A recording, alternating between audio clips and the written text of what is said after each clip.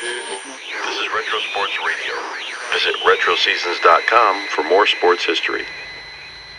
On October 5th, 1967, the St. Louis Cardinals faced the Boston Red Sox at Fenway Park for Game 2 of the 1967 World Series. The Cardinals led the best-of-7 series 1-0, and this is the NBC radio broadcast of Game 2, featuring announcers Pee Wee Reese and Harry Carey. Thank you very much, Pee Wee, and hello again, everybody. A beautiful baseball afternoon. The breeze now, remember, is blowing towards right field. It should help the left-handed batter. Jim Lonborg, Lonborg, just 24 years old, and this fella's arrived in a hurry. Lonborg, tall and rangy, nice, easy, fluid pitching motion. A Southern California boy. This is his third season with the Red Sox. He started in professional baseball only 3 years ago at Winston-Salem. He won 6 and he lost 2 there. At Seattle, part of that season, he won 5 and lost 7. Then with the Red Sox, in 65, he won 9, lost 17. Last year, he was a 500 pitcher at 10 and 10, and this year he blossomed into one of the best pitchers in the American League. In fact, he paced all pitchers with a 22 victory total, losing only 9. There goes Elston Howard's throw down to second base, and we're all set to go. Here comes Lou Brock. Brock, who had 4 out of 4 yesterday, stole 2 bases, scored both runs, was on base 5 times in a row. The ballpark here at Fenway is jam-packed. Brock steps into the batter's box. He loves to hit the first ball. The Red Sox have a good book on the Cardinals. They know all about these hitting tendencies. But even knowing about them sometimes doesn't help you. Here's Lonborg getting set. Elston Howard is giving the signal. The outfield straight away.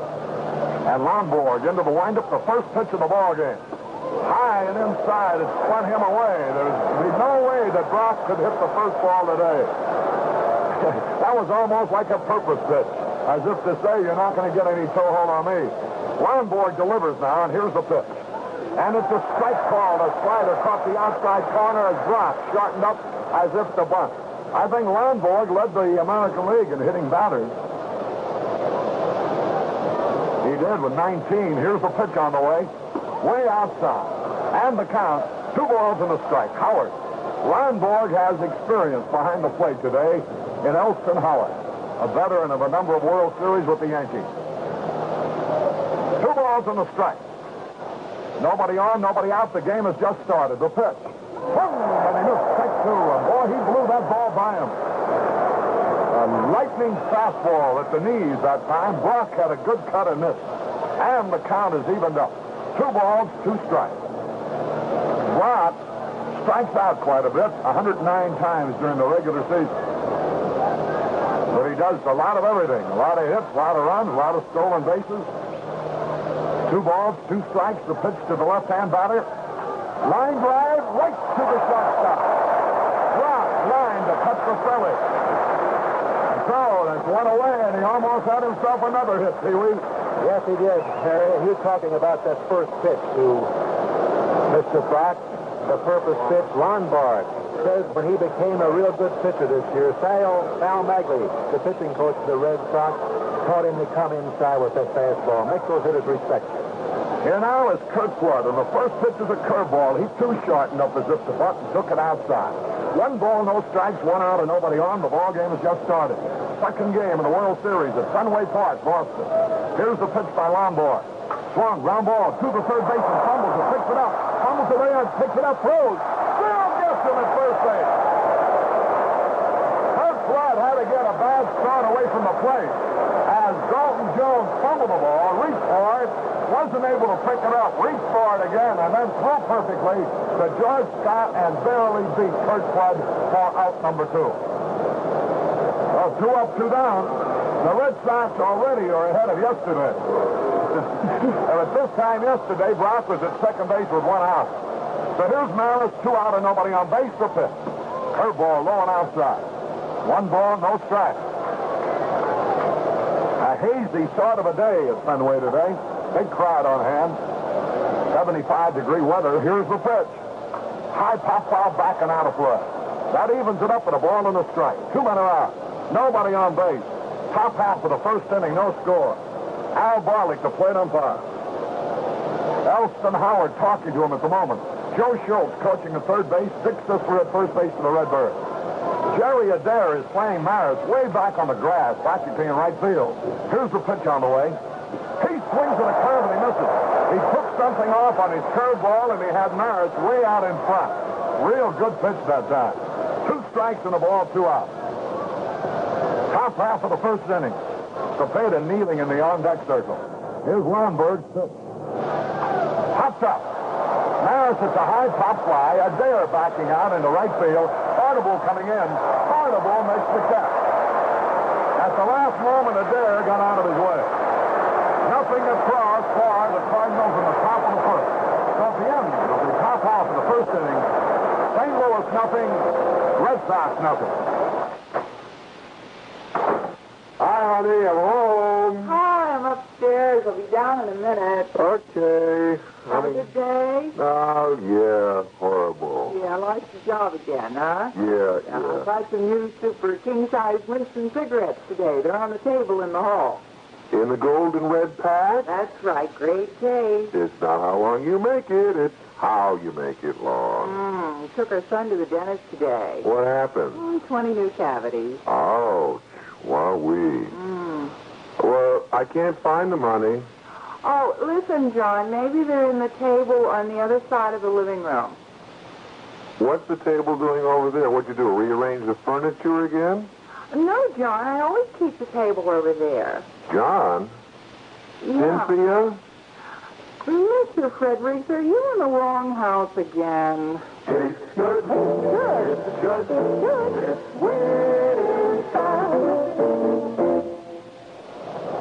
This is Harry Carey with Pee Wee Reese from Fenway Park, Boston. We go into the bottom half of the first inning, no score. The Cardinals went down in order in their innings.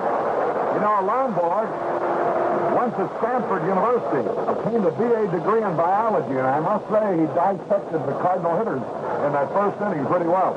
Here's Tartable, left-handed hitter. The first pitch he bunts down the third base line, foul. 1 strike and no ball. Nobody on and nobody out. We go into the bottom half of the first inning. Leadoff man Jose Tartable, who hit .223 during the regular season.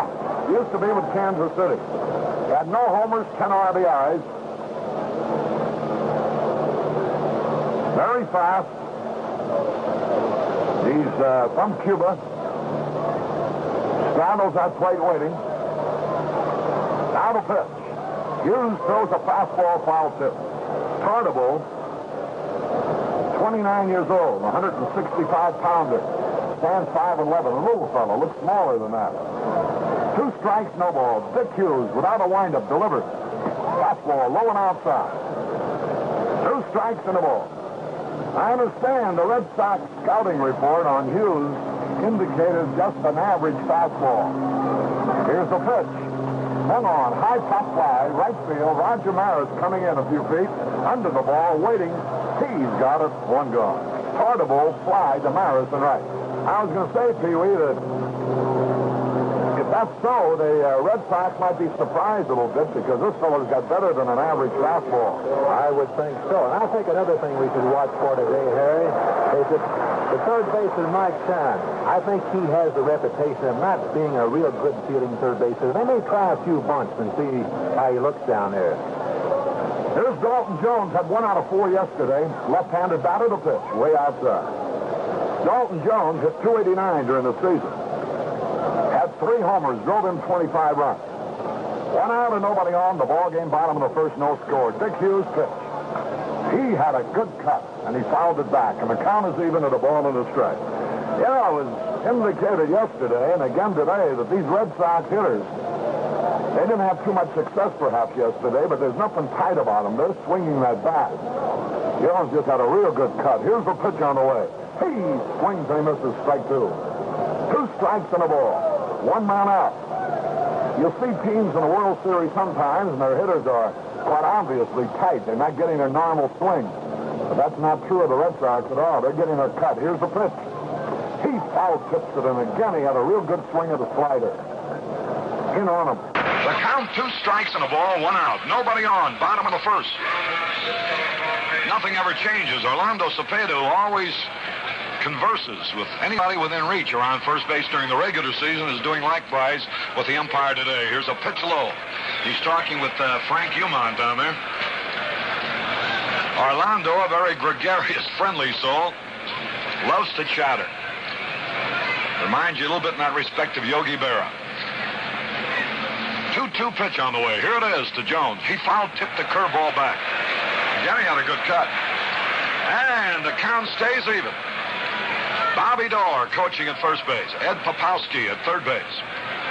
The outfield for the Cardinals straight away. A beautiful afternoon at Fenway Park, Boston. Second game of the 1967 World Series.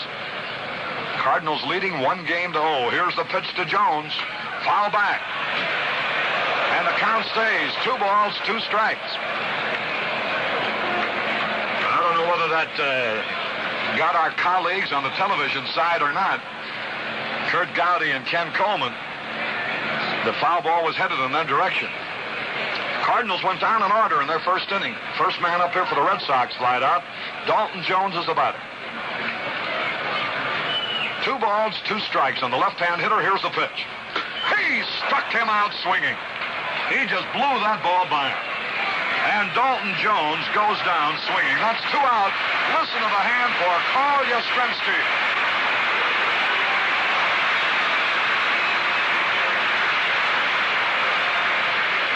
Carl Yastrzemski, who did it all this past season. Just a tremendously fabulous, perfect ball player. 2 men are out. You know, a lot of baseball people compare Yastrzemski right now. Here's the pitch to him. And it's a slider high. To Stan Musial in his prime. He's the same type of ball player. Does everything so well. And maybe even hits with a little more power. Here's a pitch on the way. Slow curve outside. 2 balls, no strikes. I don't believe Gibson at any time yesterday threw any off-speed pitch to Yastrzemski. It was all fast stuff. And Hughes surprised me on that pitch. Because his change is not one of his better pitches. But he did dare throw it to Yastrzemski, but it was high. 2 balls, no strikes. The pitch. There's a drive. If it stays fair, it'll be gone. Foul ball. Yastrzemski got out in front. Hit that ball a mile, but foul. And that brought a roar from the crowd. 2 balls and a strike. Harry, I don't know what that pitch was, but I don't think you better throw it anymore. Whatever it was, he should throw it away, huh? Pee-wee, here it is now. 2 balls and a strike, low and inside.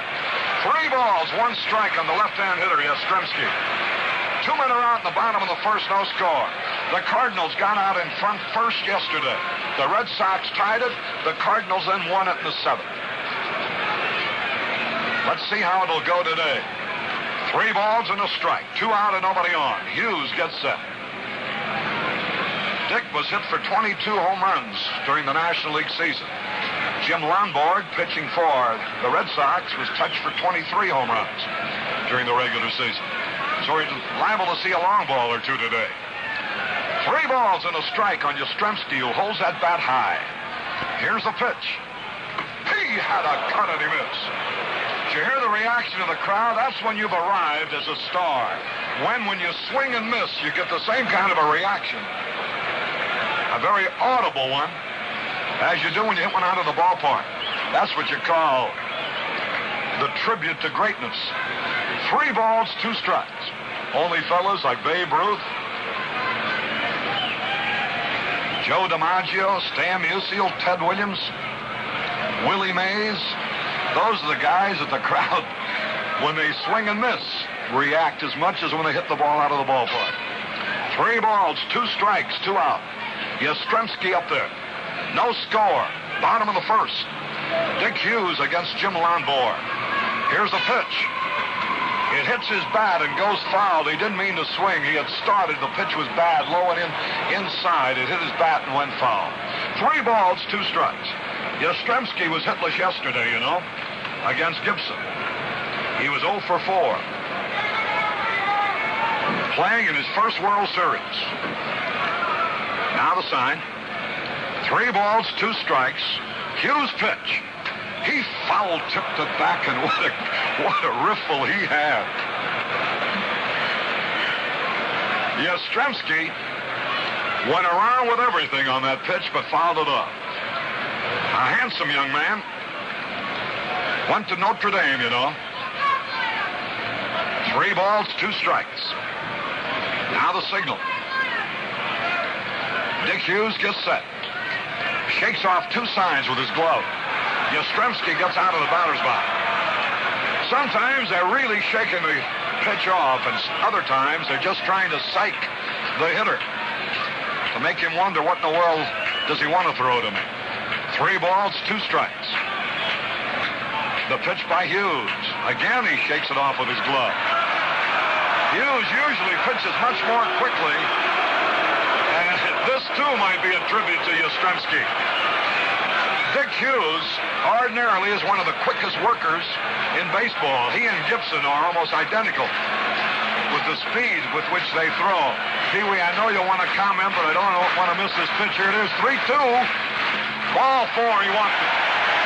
Well, Harry, I was sitting here watching Tim McCarver, and I think they were playing a game with Yastrzemski. They were trying to make him wait and upset him. McCarver would wiggle his glove, and Dick Hughes would wiggle his glove. I think they knew what they wanted to throw him, but as you said, they just wanted to try to needle him a little bit, and Yastrzemski kept backing out of there. Well, that brings up George Scott now. He was a good hitter yesterday with 2 out of 3. He was a fine hitter during the regular season with a .303 average, 19 homers. Yastrzemski will lead the throw over. He's back standing up. George Scott, 19 homers, 82 runs batted in. Look at the lead by Yastrzemski. Quick throw, but he's back. Throws a little high. Yastrzemski, a running start off first base. Here's Hughes' pitch. Scott takes a fastball low. 1 ball, no strikes. 2 men are out. A runner at first base. The first base runner of the ball game. We're in the bottom of the first inning at Fenway Park. The second game of the World Series. The action shifts to St. Louis Saturday afternoon. Here's the stretch. The pitch. He had a cut and he missed. 1 ball, 1 strike. 2 men are out. You can tell the way these Red Sox hitters swing that bat why they score a lot of runs. Why they did during the American League season. Here's the stretch. The pitch. Curveball is high. And the count. 2 balls and a strike. Dick Hughes appearing in his first World Series game. After a checkered minor league career, all of a sudden, here he is. The stretch pitch. A little bit wide. And it's ball 3. 3 balls. And a strike. Dick Hughes, born in Stevens, Arkansas. Lives around Shreveport. Scoreless game. Yastrzemski, the only base runner so far with a walk, is at first base. 3 balls, 1 strike on George Scott. Big right-handed batter. Here's the pitch. Strike 2 call. So now Yastrzemski will be going with the pitch. Dick Hughes' career started in towns like Keokuk, Winnipeg, Winston-Salem, Tulsa, Portland, Atlanta, York. Here's the stretch. The pitch. There goes a runner. Swung and fouled out. And the count remains 3-2. I mentioned York, Jacksonville, Toledo. And finally, the tail end of last season, he came up with the Cardinals. And now here he is pitching in the World Series after his first full year in the National League. 3 balls, 2 strikes. Yastrzemski will be going. And the pitch, there he goes. He struck him out. A slider. And Scott went down swinging. No runs, no hits, no errors, 1 left. At the end of 1 inning. St. Louis nothing, Boston nothing. When this World Series is over, can winter be far behind? No, it won't be long now before your car has to battle ice and snow. So why not get it into shape for the off-season now with snow tires from B.F. Goodrich? They're built tough to drive one through the tightest defense winter can muster. BFG Trailmaker Silvertown snow tires have a husky modern tread that really digs in, takes off sure, and stops just as surely. Trailmaker's deep biting edges pull you through. Tough 4-ply nylon cord construction means more safe driving miles. And Trailmakers never shout their own praises. They run quiet on wet or dry roads. Steel safety studs? Sure, if you want them. So get on down to your B.F. Goodrich dealer and get your car decked out for winter driving. Open a BFG Choice Charge account, and you won't have to plunk a penny down. B.F. Goodrich Trailmakers Silvertown Snow Tires. Only at your B.F. Goodrich store or dealer.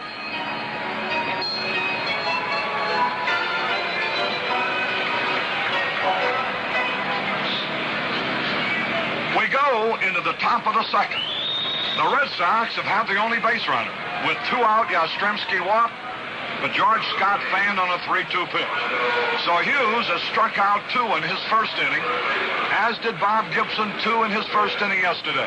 The commissioner of baseball, William D. Eckert, entertaining a war hero here today.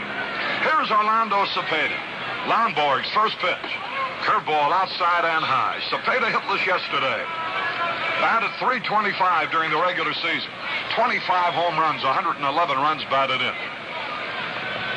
Led the league in that RBI. They play Cepeda straight away indeed. He hits the ball to all fields with power. Here's the pitch. Swung at a fastball and he missed. Lonborg jammed him. That's where pitchers try to pitch Cepeda.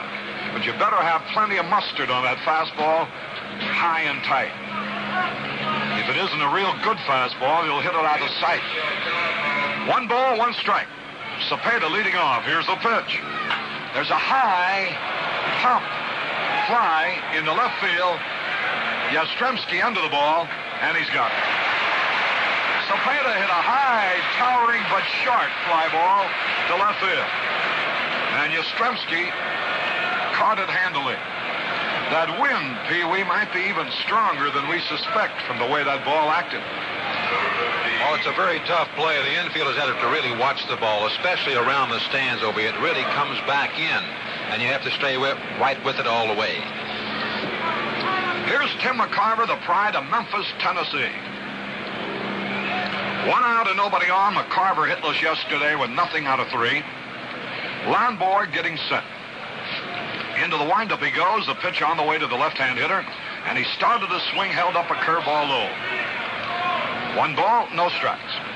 McCarver, who never alibis, but just in discussion, was saying that he had difficulty picking the ball up at the plate yesterday, that somehow he just couldn't quite see the ball. 1 ball, no strike. Here's the pitch. And it's high and outside, ball 2. I like this Lonborg's fluid pitching motion. He's really loose out there, and has an effortless way of handling himself. 2 balls, no strikes. 1 out and nobody on. McCarver the hitter. No score. We're in the top of the second with 1 out. The pitch on the way. Ground ball to the first baseman, Scott. He's got it. The pitcher's going to cover. He is out from Scott to Lonborg. You had an example there of McCarver going down the line, probably one of the fastest running catchers in baseball. It's rare when a catcher can run. McCarver has better than average speed, even though he is a catcher. Here's Mike Shannon. He had 2 hits yesterday. Lonborg has retired the first 5 men that he has faced. And there is no score. There's been only 1 base runner.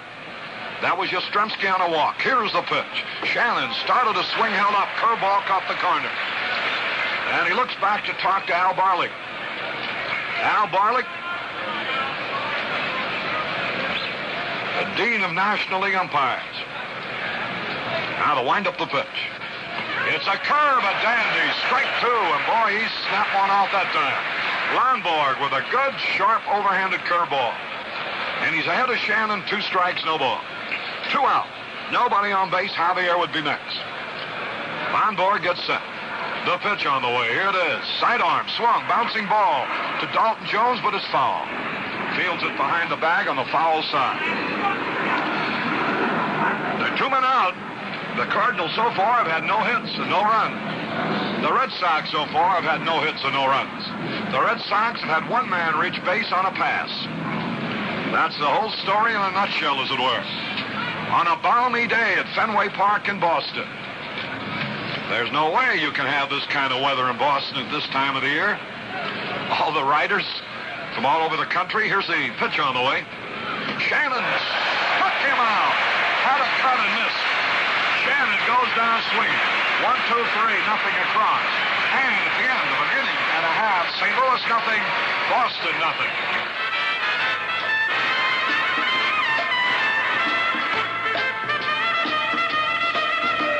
Now Romeo said, Julie, baby, our little compact is a bust.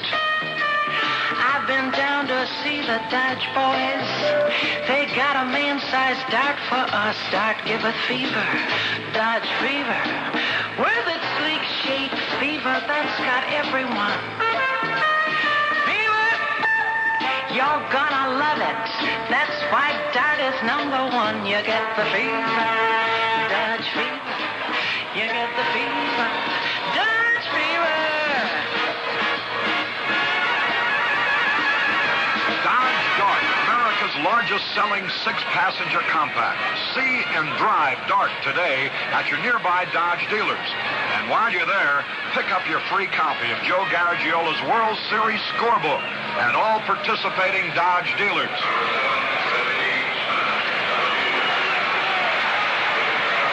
We go to the bottom of the second, and Reggie Smith will lead it off.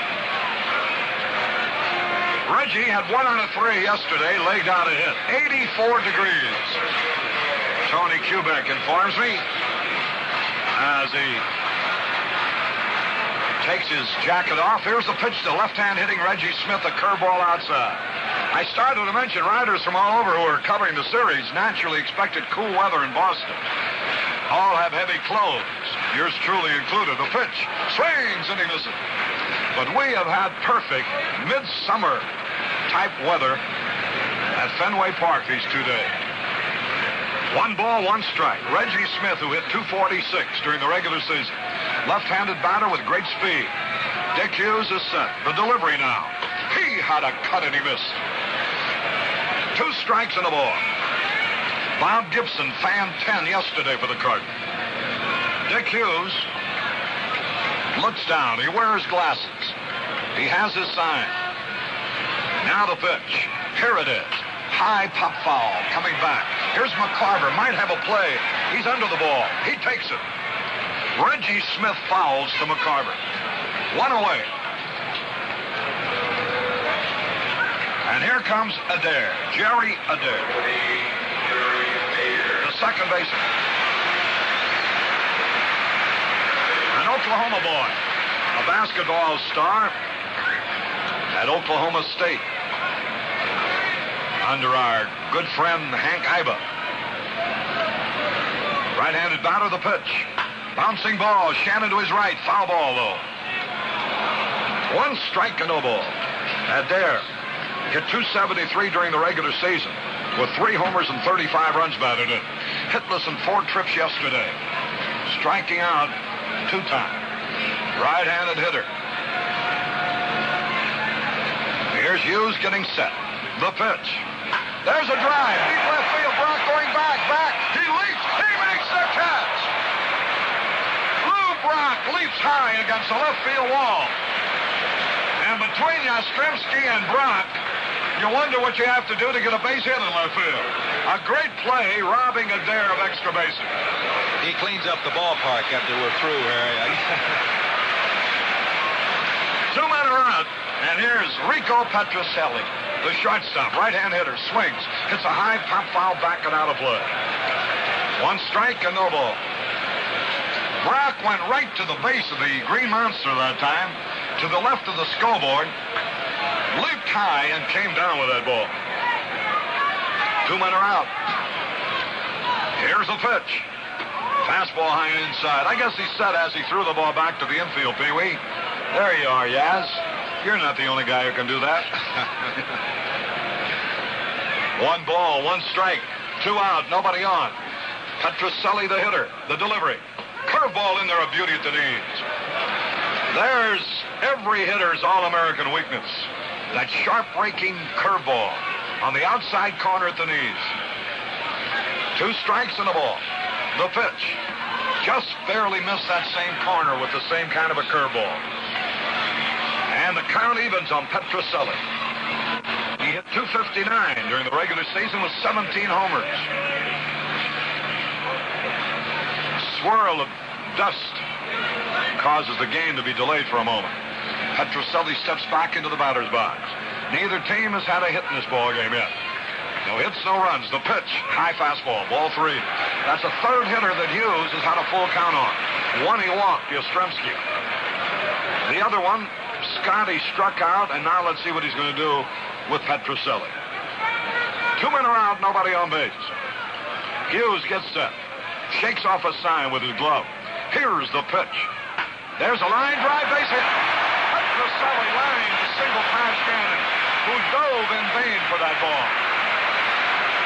So Petrocelli is on with a solid single in the left field, and Tim McCarver goes out to talk to Hughes.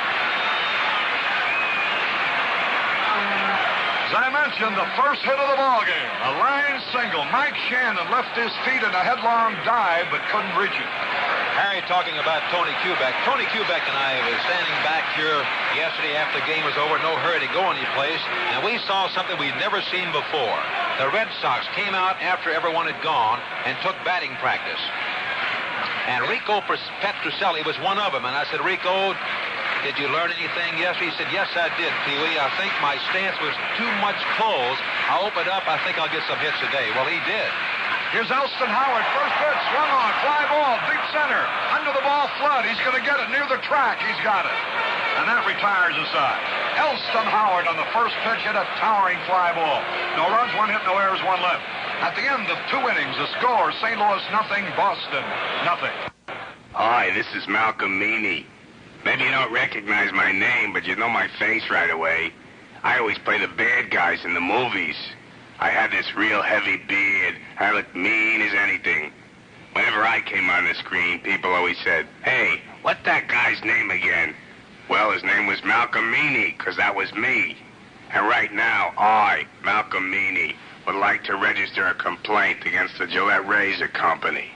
They came out with their super stainless blade, the spoiler, and I've been out of work ever since. You see, that blade has a miracle plastic coating on the edge that reduces the pull when you shave. So I tried the spoiler, and I got to like it so much I would shave all the time, and I became clean-shaven. Well, you can't be a bad guy if you're clean-shaven, and I'm not the type to be a good guy. So I've been out of work for a long time. Of course, my private life has picked up. I'm getting a lot of girls. I never got girls before. But where can you take a girl when you've got no money? Well, we're going to the top half of the third inning of this ball game here at Fenway Park. Harry Carey and I'm Pee-wee Reese bringing you the second game of the World Series. No score in this ball game, the top half of the third. Come on in, Harry. All right, here's Juli Javier, who had 2 out of 4 yesterday. Hit .281 during the regular season. Very fast, can hit the ball with power. The windup by Lonborg, and here's the pitch. There's a ground ball to short. Petrocelli up. There's the peg. He should get him. He does. Kid's got a green arm. Petrocelli throws out Javier. 1 away, and now to bring up down Maxwell. And Jim Lonborg continues to pitch perfectly. He has retired 7 in a row. Here's Maxwell, hitless in 2 tries yesterday, walked twice. Hit .227 during the regular season. 1 man out, nobody on base. We're in the third. No score. The pitch by Lonborg. Here it is. Line drive to Scott. Maxwell line to the first baseman, Scott, and there's 2 away. There have been 2 balls hit rather well. Maxwell's that time, and Brock leading off line to Petrocelli. So here's Dick Hughes. Now, during the regular season, Hughes likes to bunt a lot. He's a pretty good bunter, and he's not really the softest touch in the world as a hitter for a pitcher. He can sting you here and there. Lonborg has retired 8 men in a row. Here's Dick Hughes. The Boston right-hander has his sign and the pitch. Swings and he fouls it back. 1 strike, no ball. Hughes works very quickly, and so does Lonborg. We had a 2-hour, 22-minute ball game yesterday, and the way this one's rolling along, it might be even quicker today. Here's the pitch. And it's a strike 2 call. Over the inside corner just below the letters. 2 men are out, nobody on base. The outfield plays Hughes very shallow and right. Medium in the other 2 fields. The pitch. He struck him out. Sidearm curve. And it's 1-2-3 again. Nothing across. At the end of 2.5 innings, the Cardinals nothing, the Red Sox nothing.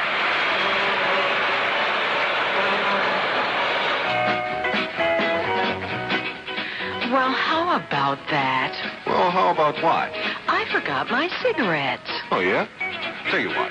Then try one of mine. Try one of yours? Try one of mine. Have a Salem. I think I will. Salem is the menthol cigarette that refreshes your taste for you. Salem is the menthol cigarette all of Americans turning to. When you buy a menthol cigarette, don't take anything but the best. Salem is the menthol cigarette, the one brand that outsells all the rest. Try one of mine. Turn to Salem, for a taste that's springtime fresh.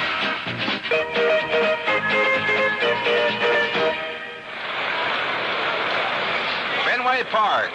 Harry Carey and Pee Wee Reese. We're bottom half the 3rd inning. No score in this ball game. Jim Lonborg, the pitcher, the first hitter. And he's not a bad hitter either, Harry. Yeah, no, he can swing that bat. He's helped himself on a number of occasions, Pee Wee, and he leads it off here in the 3rd inning. And remember the game that won the pennant for the Red Sox? It was Lonborg who started it all with a safe bunt. He swings and he misses the first pitch, strike 1. Shannon, the Cardinal third baseman, is playing even with the bag. 1 strike, no ball, the pitch. A fastball a little bit low. And the count is even at a ball and a strike. The sun is gone hiding behind a cloud at the moment. 1 ball, 1 strike. Here's a pitch by Hughes. He swings and misses a fastball. Strike 2. Maris is playing medium right field. Flood shades him over towards right. Brock is far across in left center. Now the signal. 2 strikes and a ball on the right-handed batter, the pitch. He struck him out swinging. Lonborg becomes the 3rd strikeout victim for Dick Hughes. And boys, we got a pitching duel going on here today between 2 young men appearing in their first World Series game. 24-year-old Jim Lonborg, 29-year-old Dick Hughes. Here's Jose Tartabull. Flat out to right his first time up. Good speed, left-handed batter. Shannon plays him shallow, the pitch. It's a curve in there, a strike is called. 1 strike and no ball. A capacity crowd, of course. You can get it just about 35,000 into this ballpark. And that's about what they have. Now the pitch. And it's a fastball in there, a strike call. Boy, Hughes had a little mustard on that one. 2 strikes, no balls. 1 out, nobody on. Bottom of the 3rd. There's been only 1 hit in the ball game, a single by Rico Petrocelli, the Red Sox shortstop. Now the pitch. Here it is. Fastball outside. Hughes has been moving the ball around on Tartabull. Jose Tartabull. Tartabull. Now Hughes gets set. Here's the pitch. He struck him out on a change of pace. Tartabull becomes the 4th strikeout victim. And so, here is Dalton Jones coming up. He fanned his first time. There's 2 out, nobody on. You know, just checking, Pee Wee, Yastrzemski is yet to come to bat with a man on base in this World Series. Each time he was up yesterday, the bases were empty. No, take that back. He came up with a man on in the 6th. Here's a slow curve in there to Dalton Jones for a strike call. Dick Hughes suddenly has gone to off-speed pitches here in the 3rd inning. 2 men are out, nobody on base. No score, the pitch. Swung on. High pop foul. Over near the stands. Cepeda coming over. But it's out of play. Behind the commissioner's box. A few rows back. And so the count, 2 strikes and nothing on Dalton Jones. The Red Sox third baseman. Left-handed batter. Good hitter, this fella. Born in Macomb, Mississippi. This is his 4th year in the American League with the Red Sox. Now the sign. Dalton's just 24 years old.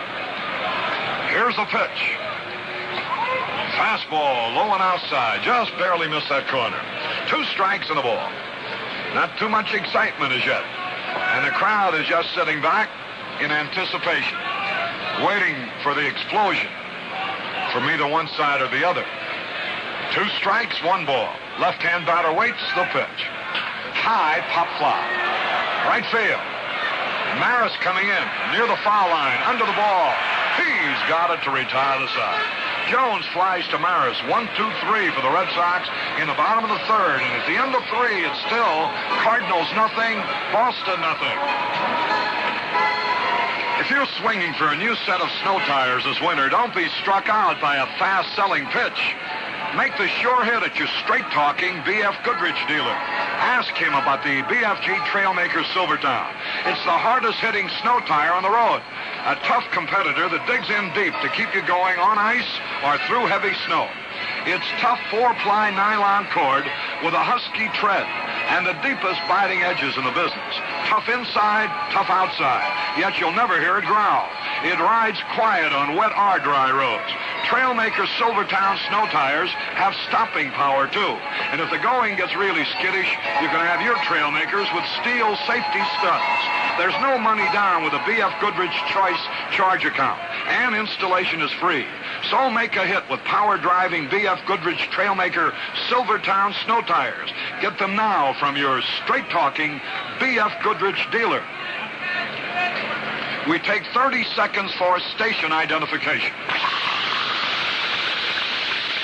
Your radio has not gone cuckoo. That's merely the sound of Saratoga Vichy and its long-lasting fizz. The story behind that fizz is even stranger than the sound. You see, nature carbonates Saratoga Vichy, giving it a perky little fizz with incredible staying power. It keeps drinks fresh far longer than club soda or any of the imitation Vichy's. Saratoga, the authentic Vichy in the yellow label. This is WGYWG-FM Schenectady. Still Brock, a ground ball. Adair, great backhand stop. The goal, they got it. Beautiful play. Jerry Adair moves to his right. Backhanded play. Whirled him through and got Brock at first base. That brought the crowd roaring to its feet. A sparkling play by the Red Sox second baseman, Jerry Adair. And here now is Curt Flood, 1 out. Lonborg hasn't allowed a base runner. The pitch to the right-handed batter. Curveball outside, he shortened a bunt. 1 ball, no strikes. 1 out. No score, top of the 4th. Curt Flood, the hitter. Roger Maris would be next. Lonborg working on a perfect game. He's retired 10 in a row. Now the windup, the pitch. He had a cut it, he missed the fastball. And that evens it, a ball and a strike. I'm sure you all recall that there was once a perfect game pitched in World Series competition. Probably the most unbelievable feat of all. Here's the pitch, high and inside. For a pitcher to retire 27 men in a row without anybody reaching base, the odds against that happening must be something like 18 zillion to 1. But Don Larson did it. Here's the pitch. Ground ball, headed for left field. Petrocelli up with the ball, throwing. It's going to be close. Out! Big argument around first base. Petrocelli went to his right, came up with the ball. Fired and just got blood at first base on a close call. And Frank Humont. Here's the first beef of the ball game from Curt Flood, who now trots across to the Cardinal dugout. Petrocelli, a fine play. and a perfect throw. And he had to have something on it, or there would have been no chance.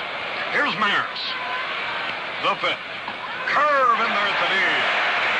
Or Lonborg is just as sharp as a man can be. Hitting the corners, keeping the ball down. Has command of his fastball as well as his breaking ball. Let up that time low. And the count. 1 ball, 1 strike, 2 men are out. The Cardinals haven't had a base runner. The Red Sox have had only 1 hit. No score in the top of the 4th. Here's the pitch to Maris. That fastball low. And the count, 2 balls and a strike. Roger Maris, who drove in both runs yesterday in the Cardinals' 2-1 victory over the Red Sox. Roger straddles the plate. Swings that bat around. A home run threat. The pitch. Low inside. Ball 3. And now Lonborg, for the first time, is in danger of losing a man. 3 balls, 1 strike, 2 out. Nobody on base. No score. A jam-packed crowd here at Fenway Park. Jim Lonborg. 3 balls and a strike. The big right-hander delivers. High pop foul out of play. Into the stand. And that'll give you a tip-off how fast Lonborg is.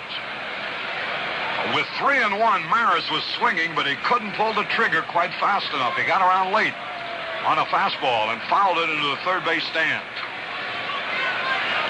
3 balls, 2 strikes. No Cardinal has reached first base yet. Cepeda waiting to hit.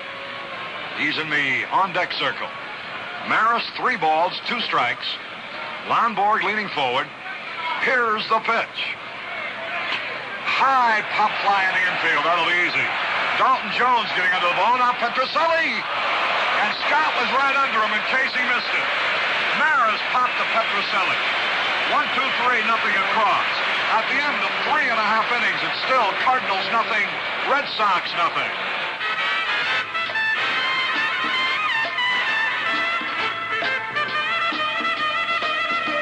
Now Cleopatra said to Tony, this barge we're driving is all wet. Let's go down and see the Dodge boys and trade it for a core and let you get the fever. Dodge fever. When you see it, fever from the swing and style. Fever. When you drive it, fever every single mile. You get the fever. Dodge fever. You get the fever. Dodge fever. 1968 Cornet, a sporty way to cure Dodge fever. Style lively, moves out, and rides easy, all for a low price. See it at your Dodge dealers today. And don't forget to pick up your free copy of the Joe Garagiola World Series scorebook at participating dealers.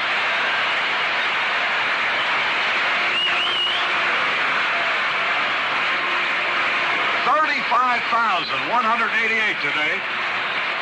Slightly larger crowd than yesterday. Here's Carl Yastrzemski to lead it off in the bottom of the 4th. No score. Dick Hughes gets set. His uniform already drenched with perspiration. It's a muggy day. Here's a pitch. He had a cut and he missed.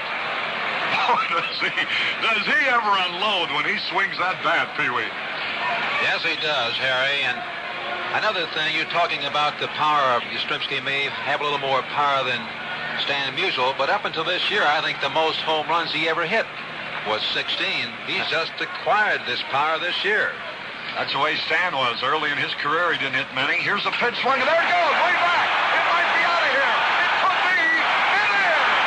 A home run.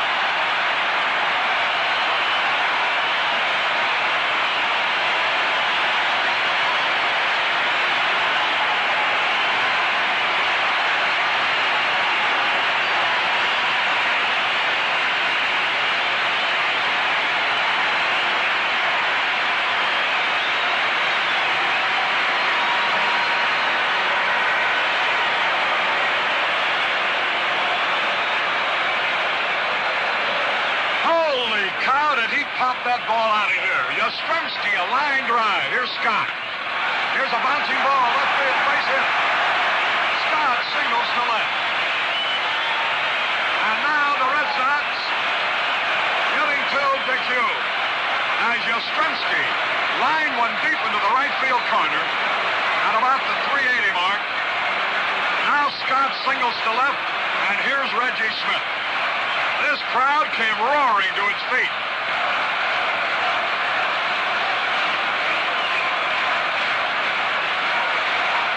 Yastrzemski has put the Red Sox on the scoreboard in the World Series, just as he did so many times during the regular season. Reggie Smith with a runner at first, nobody out. Dick Hughes, the pitch. It's a fastball sinking low. The Cardinal bullpen stirs. Nobody's actually started to throw yet, but they're starting to move around. Hughes, it's a muggy day. Temperature 84 and it's humid, especially down on the field, and his uniform is soaked with perspiration. The pitch to Smith. High fly ball, left field. Brock going back. Near that fence, he's got room, calling for the ball. He takes it. Here's Scott tagging up at first, but Brock throws and almost overthrows everybody. Threw the ball over Javier's head, and Dick Hughes, halfway between first and second, had a leap. Brock with a strong arm, almost overly strong enough time. But Scott was only decoying anyway. So Smith was flat out to Brock. Here's Jerry Adair. He was robbed of an extra base hit on a leaping catch by Brock in the second inning. Carl Yastrzemski's home run has given the Red Sox the lead. 1-0. Here's a throw to first, Scott back. Don't be surprised. The Red Sox have the momentum. Jerry Adair can handle the bat. Nick Williams, the manager of the Red Sox, may send George Scott. The stretch, the pitch. A bouncing ball, got a chance to beat it out down the third base line. Hughes' play. Save! An infield hit for Jerry Adair.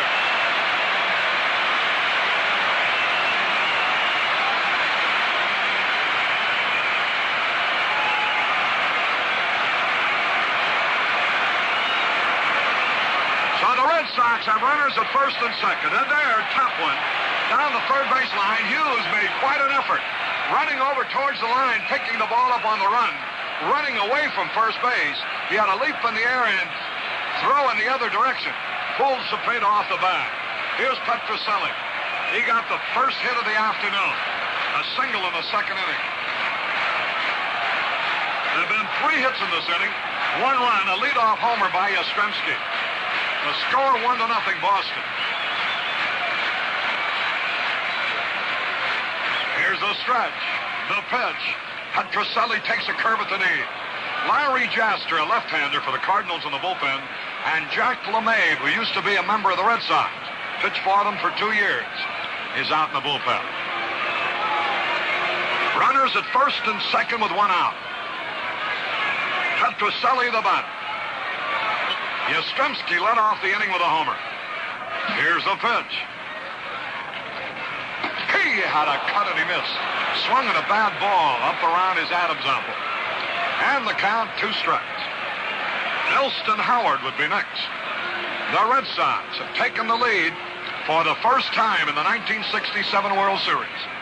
They never led at any time yesterday. They were tied until the 7th. Today they're the first to score. Now the stretch from the belt. Here's the pitch. High pop foul coming back.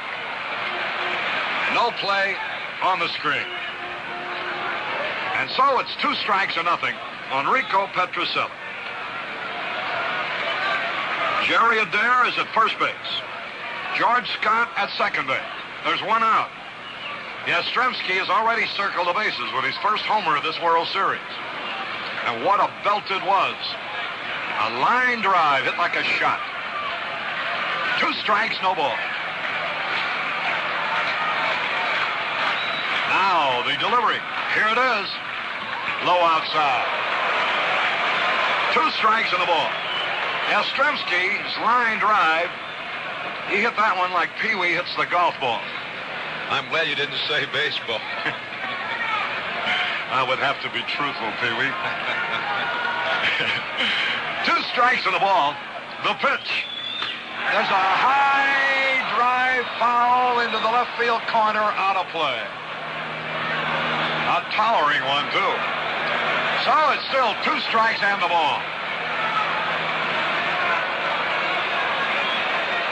35,188 paid this afternoon. 34,796 yesterday. Rico Petrocelli with the Red Sox, leading 1-0. Teammates at first and second. 1 out. The count, 2 strikes and a ball on him. Dick Hughes trying to pitch out of trouble. Now the delivery. High pop foul coming back. McCarver off at the mask. No play. Onto the screen. And the count stays the same. 2 strikes and a ball. The action will switch to St. Louis. The 3rd, 4th, and 5th game, if necessary, will be played in St. Louis Saturday, Sunday, and Monday. And then the 6th and 7th games, if necessary, in Boston. Following Wednesday and Thursday. Here's Petrocelli. Runners at first and second, 1 out. The stretch, the pitch. He foul tipped, had a good cut. And he's still alive up there. The pitch that Yastrzemski lined into the stands looked like it was a slider or fastball to the inside part of the plate. 2 strikes and a ball. 1-0 in favor of Boston. We're in the 4th. Petrocelli wears a helmet with that ear flap on it. Extra protection. Now the signal. Waiting. Dick Hughes gets set.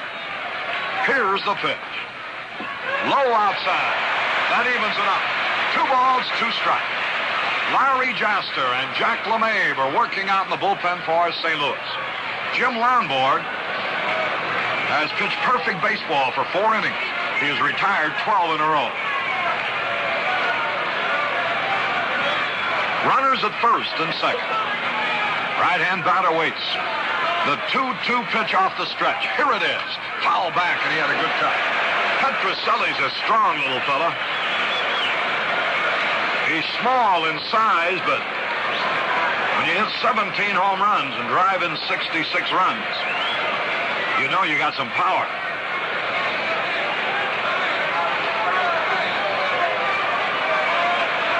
Rico Petrocelli straddles the plate.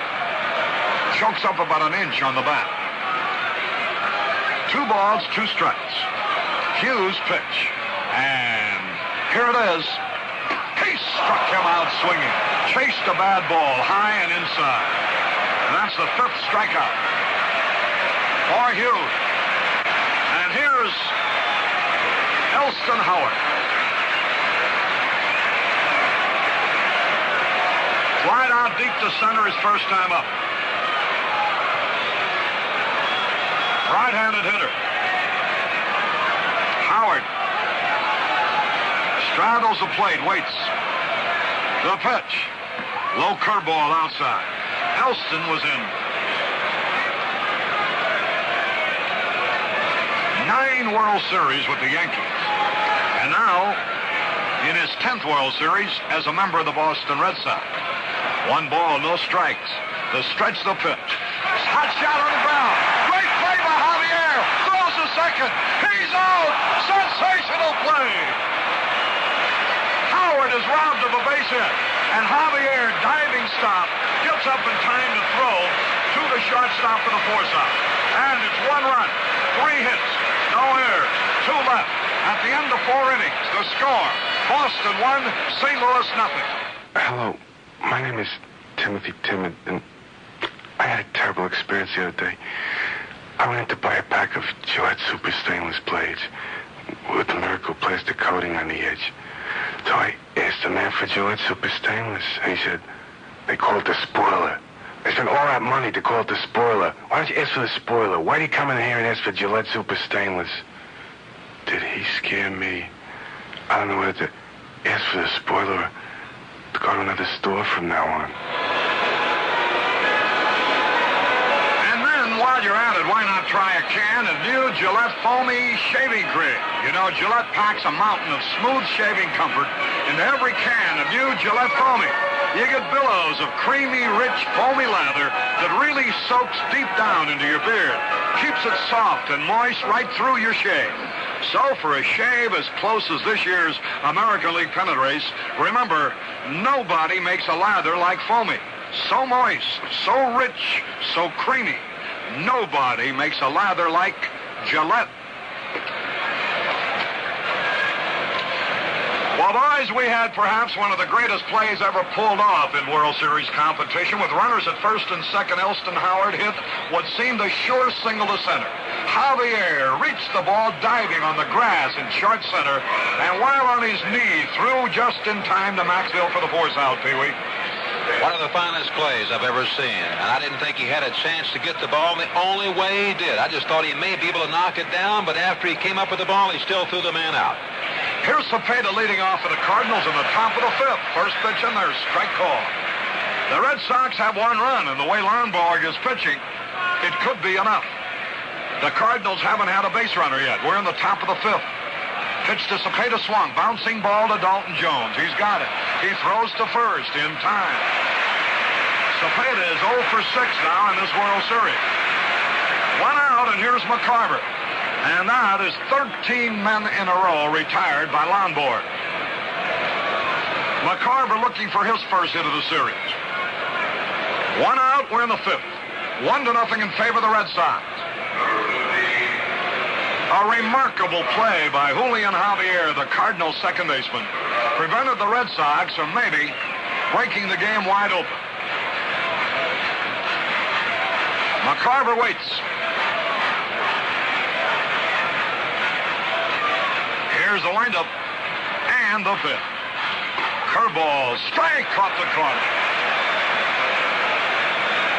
One strike and no ball. Lonborg is fan 2. He hasn't allowed a man to reach base. And the totals for the Cardinals read like this up on the board. No runs, no hits, no errors. Now the windup, the pitch. A little tap, foul. Strike 2. McCarver didn't have a very good swing at that one. It was an off-speed type of pitch that fooled him. And the count, 2 strikes, no ball. One out, fifth inning. 1-0 in favor of the Red Sox on Carl Yastrzemski's home run. Mike Shannon will be up there next for the Cardinals. We're in the top of the fifth. Here's the pitch. Fouled out of play. McCarver was trying to go to the opposite field. And the count, strike 2. No ball.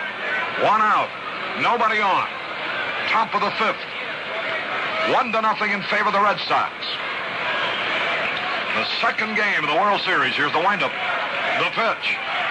And it's high and outside. 2 strikes and a ball. The Red Sox trying to even up the series. Jim Lonborg, big, good-looking right-hander. A California boy from San Luis Obispo.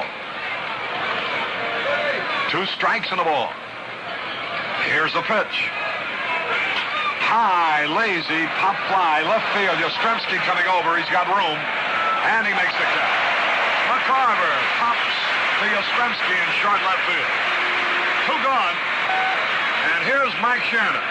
He fanned his first time up on 3 sharp-breaking curveballs. 2 men are out. The score 1-0 Red Sox. A hot day in Boston. Lonborg is very cool out there, though. And here's the pitch. Shannon takes a curve, a strike call. I don't know, Mike hasn't seen anything but a bending ball yet against Lonborg. Whenever they find out that you can't hit something, they'll keep throwing it. You've proved that you can. Here's the pitch. A high pop foul back. Out of play as Howard chases it, but it's in the stand. 2 strikes, no ball. Lonborg is forcing Shannon to give room at the plate. Give way. It's falling away from him. The Red Sox have 1 run, 4 hits, no errors in this ball game, and the Cardinals nothing. They haven't had a man reach base. Yastrzemski's home run is the ball game as of now. That plus Lonborg's perfect pitcher. 2 men are out, nobody on base. The pitch to Shannon. He struck him out. A curveball. Shannon was ducking out of the way, but the ball was in there for strike 3 call. 1, 2, 3, nothing across. And at the end of 4.5 innings, the score, Boston 1, St. Louis nothing. It's what's up front that counts. And up front ahead of the filter. Only Winston has the good taste. That comes from Filter Blend. Filter Blend means fine tobaccos for the best taste yet. That's why Winston is America's largest selling cigarette. Winston's out front, because up front, only Winston has Filter Blend. Choice golden tobaccos specially selected for the best taste in filtered cigarettes. Lonborg's bat went sailing out of his hands as he swung and missed strike 1. Bottom of the 5th, 1-0 Red Sox. Hughes pitch. High pop fly. Javier backing out. Maris coming in. Roger takes it for the out. Lonborg pops to Maris. 1 out, and here's Jose Tartabull. The right fielder, he's nothing out of 2 so far. A little fella who can run, likes to bunt, and slash that ball to various fields. He's up there with 1 out and nobody on base in the bottom of the 5th. 1-0 the Red Sox on Carl Yastrzemski's home run. We don't mean to be redundant, but we realize many people. Here's a pitch swung. Hop foul back out of play onto the roof just above us here. We realize many people at this hour in various parts of the country are perhaps moving in and out of offices, and the score is always of paramount interest. Here's the pitch. Fastball a little bit outside. Jim Lonborg has retired the first 15 men in a row who have faced him.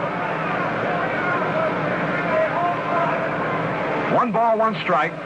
Dick Hughes pitch. There's a fly ball, deep center field. Flood back. He's got room. He's waiting. It'll be an easy out. He takes it. Tartabull flies to Flood. 2 men up, 2 men down. Boy, the action is fast today, Pee-wee. Well, both of these fellows, Dick Hughes and Jim Lonborg, neither one of them takes too much time, and I think that's the way a pitcher should work. Well, they've both been very successful, so it certainly doesn't hurt them. Here's Dalton Jones. The first pitch is outside. Jones is 0 for 2 in this game. Had 1 out of 4 yesterday. 2 men are out, nobody on base. The ball game in the 5th. 1-0. Favor the Red Sox. The pitch swung. Ground ball. Cepeda up nicely. Pitcher covers the toss. He's got it. 1, 2, 3. A good play. Cepeda to Hughes. Nothing across for the the Red Sox in the bottom of the 5th. And now at the end of 5, the score remains Boston 1, St. Louis nothing. The guy who can come in off the bench and pinch hit for real power, well, he's the kind of insurance every man likes to have. We mention this because all you grandstand managers are going to need some pinch hitting power real soon. What with winter just around the corner, you'll probably be changing the lineup on your car and calling in a set of new snow tires. So why not get yourself the toughest pinch hitters in the entire Winter League? B.F. Goodrich Trailmaker Silvertown Snow Tires. They'll come in cold and hit for power through the heaviest snow. They'll come right down to grips with ice, take off smooth in the most skittish places. They're built with new customized nylon cord, so they can take Goodrich Trailmaker, Silvertown, snow tires, only at your V.F. Goodrich store or dealer. We pause 30 seconds for station identification. Pure. The kind of ginger that goes into Saratoga ginger ale. Why? To make a ginger ale that's different. One you can drink by itself, as well as a mixer. Take a sip, and it's mellow, gingery, without nothing at you. Even the bubbles are different. High-spirited, but long-lasting, and never overwhelming. The people who make Saratoga Vichy just can't bear to make a ginger ale like everybody else. This is WGYWG-FM Schenectady. The first 5 innings of this ball game are now history. And the Red Sox have 1 run, 4 hits, no errors. The Cardinals, no runs, no hits, no errors. And what is even more important, Jim Lonborg has a perfect game. As we go into the top of the 6th, he has retired 15 men in a row. Julian Javier will be leading it off for the Cardinals. And now moving in to tell you all about it is the former great shortstop of the Brooklyn Dodgers, Kurt Gowdy's partner on the Game of the Week telecast, and our own good friend, and the man we're happy to be teamed with here on this broadcast, none other than the Louisville Colonel, Pee Wee Reese. Thank you very much, Harry, and a fine job. Yes, sir, Jim Lonborg, the big, tall right-hander for the Boston Red Sox. He's found a way to stop these Cardinals from running. Yes, sir? He just had letting one reach base. As Harry told you, he has retired 15 men in a row. Julian Javier, the first man to face him here in this first half of the 6th inning. Lonborg kicks that big left leg of his up in the air. Curveball, and he has a dandy today. Call strike 1. Lonborg. He takes that familiar pose on the mound every time. His feet close together. Kind of scoots over a little bit. Real good sinker. He gets ahead of you, he'll come sidearm by the way of third base with that curveball. And he has a dandy, as the Cardinals have found out today. This will be the second time around for the Cardinals in this ball game. And it looks to me like they have not gotten on to Lonborg as yet. There's that curveball inside. 1 ball, 1 strike on Javier. Leading things off here in the top half of the 6th inning. The score, the Red Sox 1 and the St. Louis Cardinals nothing. Yes, sir, a home run by Carl Yastrzemski. Lonborg looking down to his catcher, Elston Howard. Javier, way back in that batter's box. Pokes up on the bat a little bit. Elston Howard giving the sign, moves outside. Here's the pitch. A fastball hit right off the end of the bat over in the Red Sox dugout. We've talked about Lonborg pitching a great ball game. Well, so is Dick Hughes. He's given up 4 hits and 1 run. Lonborg, no runs, no hits, and not a man has reached base. We're in the top half of the 6th inning. Javier. 1 ball, 2 strikes on him. Moves that bat back and forth. Lonborg kicks that big left foot. Curveball, a little high and outside. Makes the count 2-2. The infield is stopped straight away. Outfield not too deep. And Javier up there, he made a great play to save a run, and could have been more. When Elston Howard hit a line shot back through the middle, he dove for it, came up with it, and flipped it to the shortstop. Retiring the side, Lonborg breaking pitch outside. A full count, 3-2.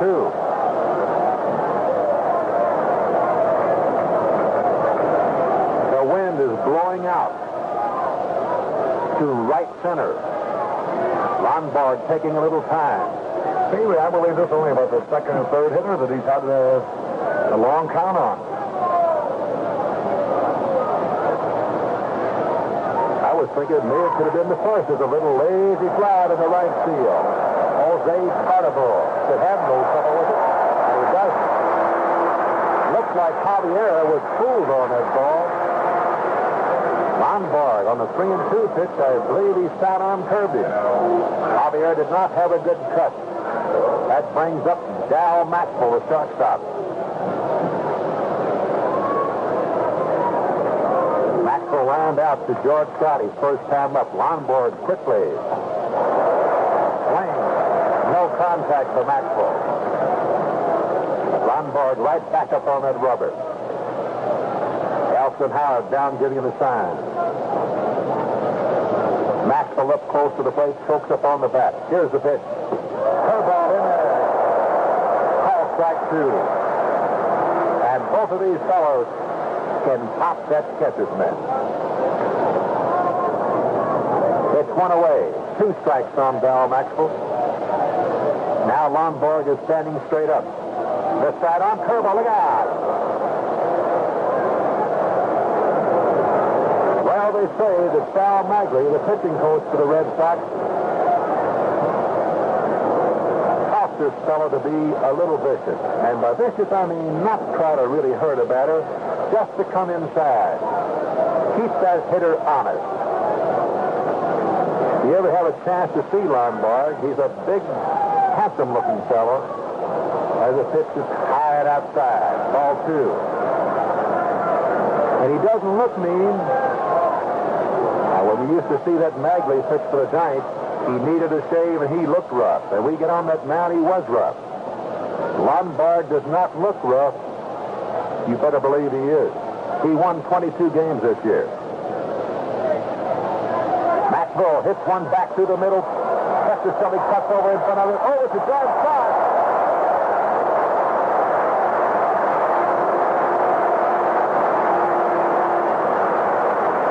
Shelley, who did not touch the ball yesterday in the field, or at bat, really, having a fine day today, made a couple of great plays. We have seen some good plays. Jerry Adair made a good play at second base. Javier at second base for the Cardinals. Dick Hughes is the hitter, the pitcher. Elson Howard giving the signs. They don't play in too deep. Squares around the bunt one down the first baseline. George Scott coming in. He fouls it straight back on the screen. We're in the top half of the 6th inning. There's 2 away. 1-0. The Red Sox over the Cardinals. High and inside to Hughes. Makes the count 1 ball and 1 strike. During the season, Lonborg started 39 games. He completed 15 of them.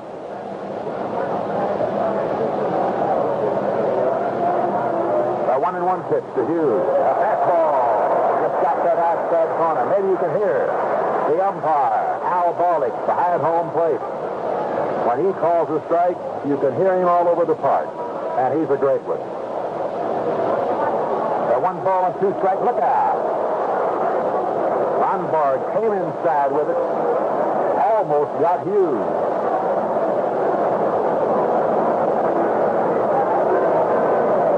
As Harry told you, Lonborg led the major that hit batsmen this season with 19. 2 balls, 2 strikes on Dick Hughes. Lonborg gave him the sign from Elson Howard. Moves outside, fastball too high. And it's a full count on the pitcher. Dick Hughes. 2 away.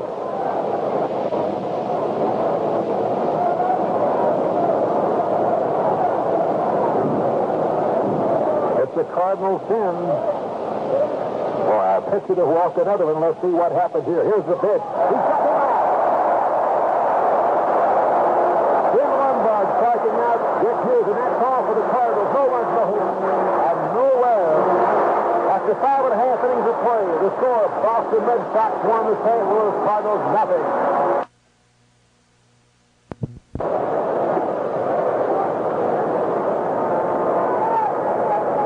Some ball game, Pee Wee. Man, you got to start thinking now in terms of that perfect game. He has retired. Lonborg has retired 18 in a row, and here's the guy stepping up there who led off the 4th inning with a home run, which represents the difference in this 1-0 ball game. Boston leading, referring to Carl Yastrzemski. Yes, sir? Bob Gibson.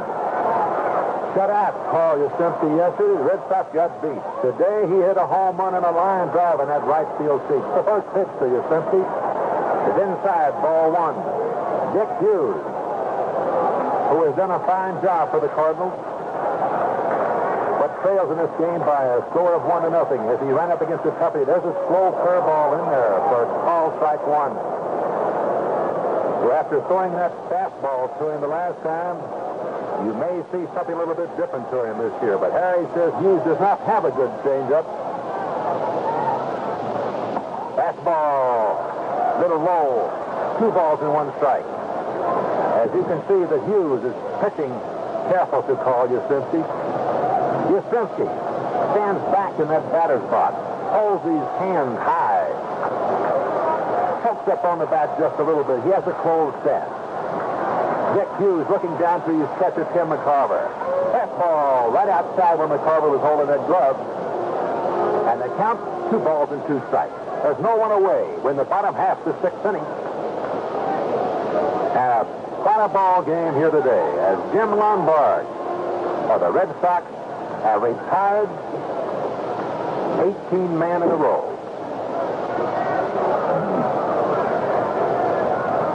Hughes taking a little time. His uniform is soaking wet. Yastrzemski fouls it back. And the count remains 2-2. They play straight away on Yastrzemski and deep. Yastrzemski used to hit a lot to left field. This year he's decided to pull. And it's paid off. Hit 43 home runs. There's a ball fouled off the left.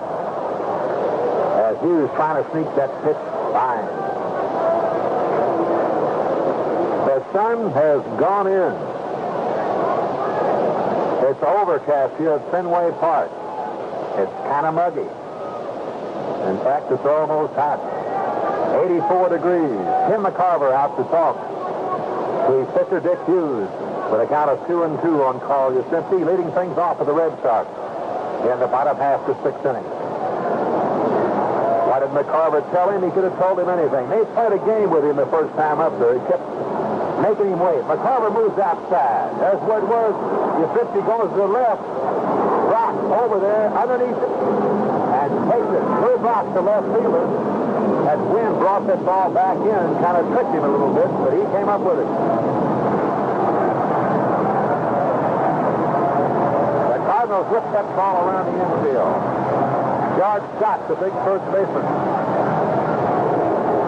He struck out and got a base, and he's 1 for 2. He has one of the 4 hits off Dick Hughes. Scott stands way back in that box. He really takes the ripple. Starts, checks his swing, holds up, outside, ball 1.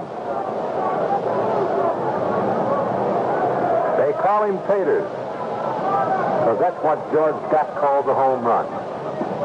Curveball, outside.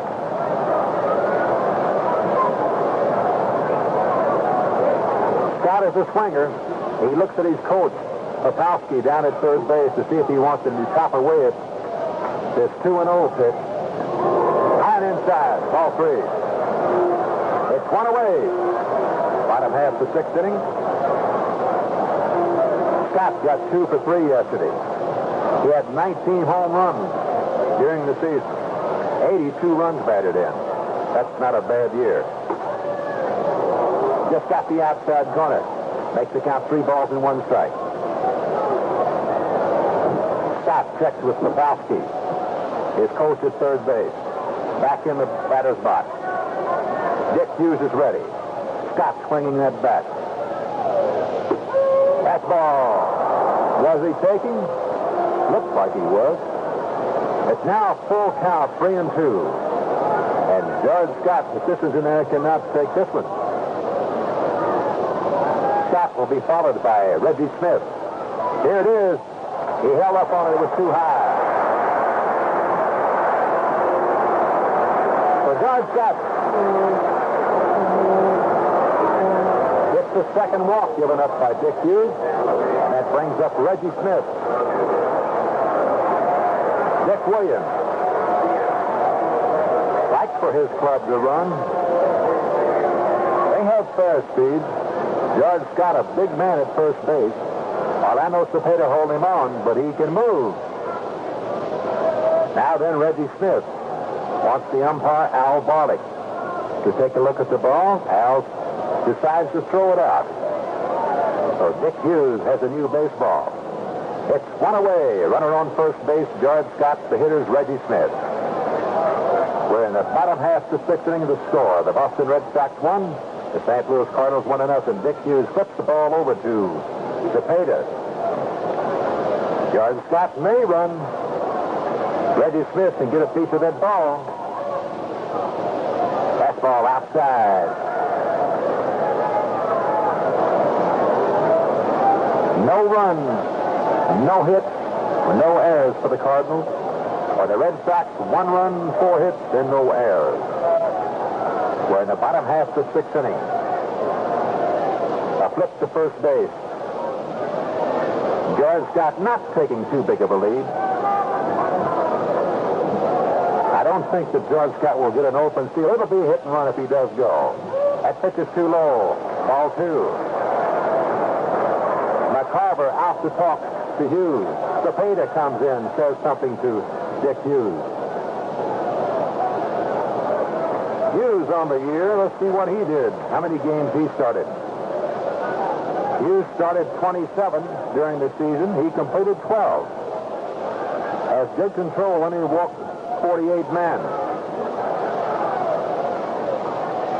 The 2-0 pitch. Inside, ball 3.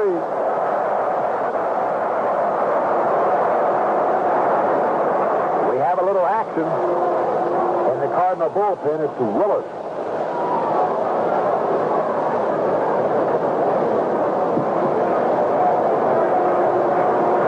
The count on Reggie Smith. I imagine he'll be taking all the way.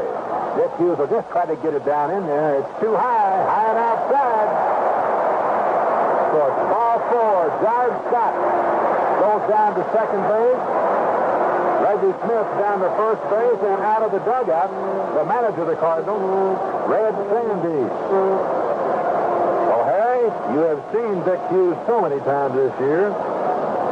Do you think he may be getting a little tired? He's had a tough ball game. I would think so, but I've seen him pitch out of these kind of spots before. What gets me, Pee-wee, is the way his uniform is just so absolutely soaked with perspiration. And it must be a lot warmer down on that field than it is up here. The temperature was 84 degrees going into the game. Red Chaney's walking off the field, so Dick Hughes will stay in there to pitch to Jerry Adair.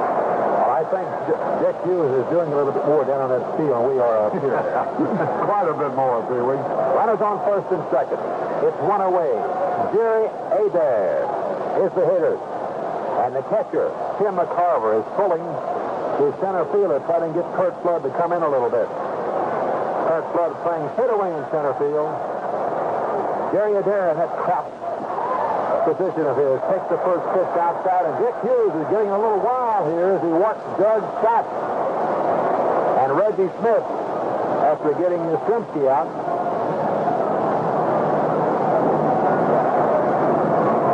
Dick Hughes taking a little more time now. McCarver moves outside his catcher. The pitch, ball hit to the third baseman Cannon. He boots the ball. He doesn't get anyone.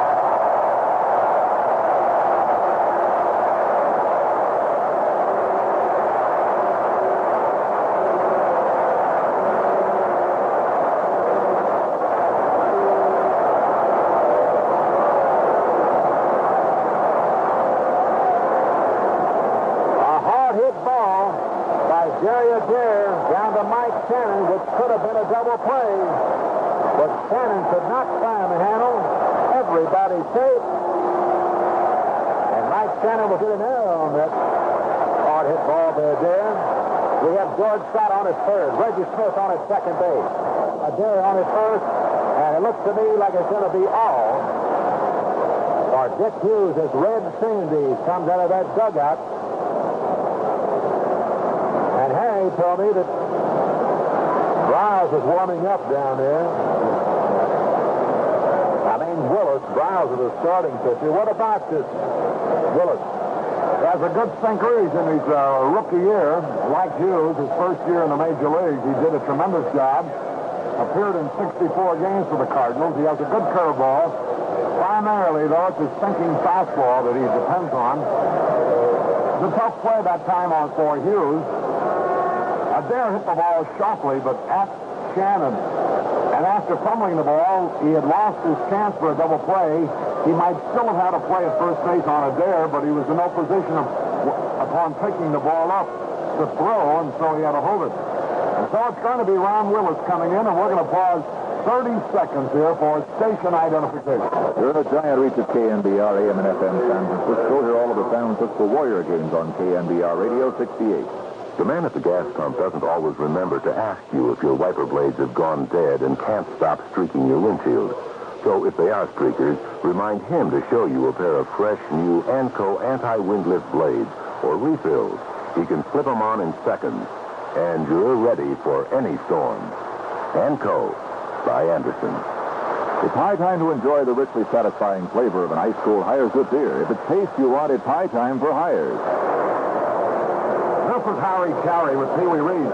We're in the bottom half of the sixth inning. The Red Sox now have a chance to break this game open.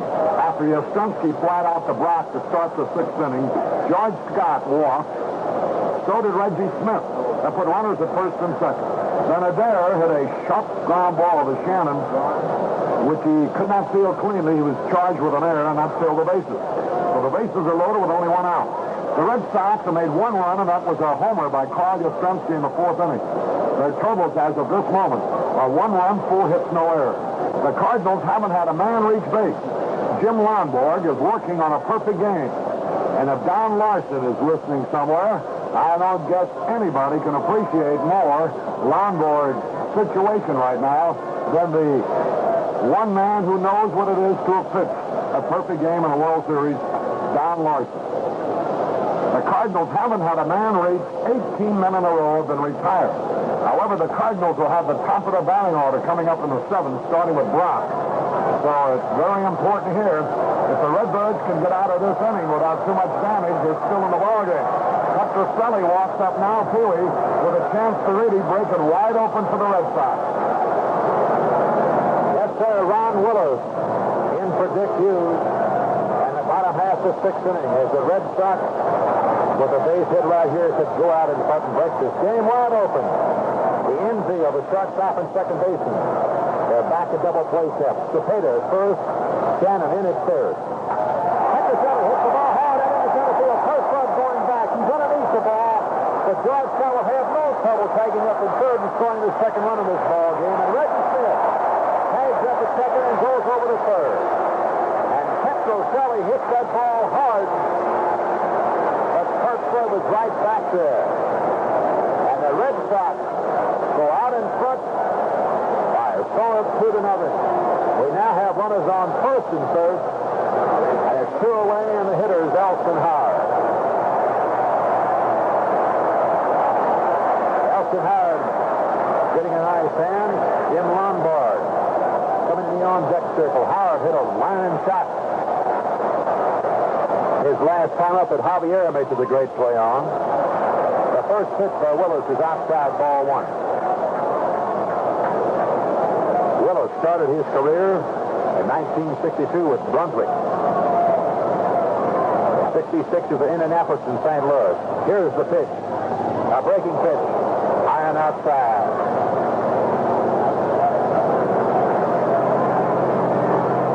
One ball, one strike.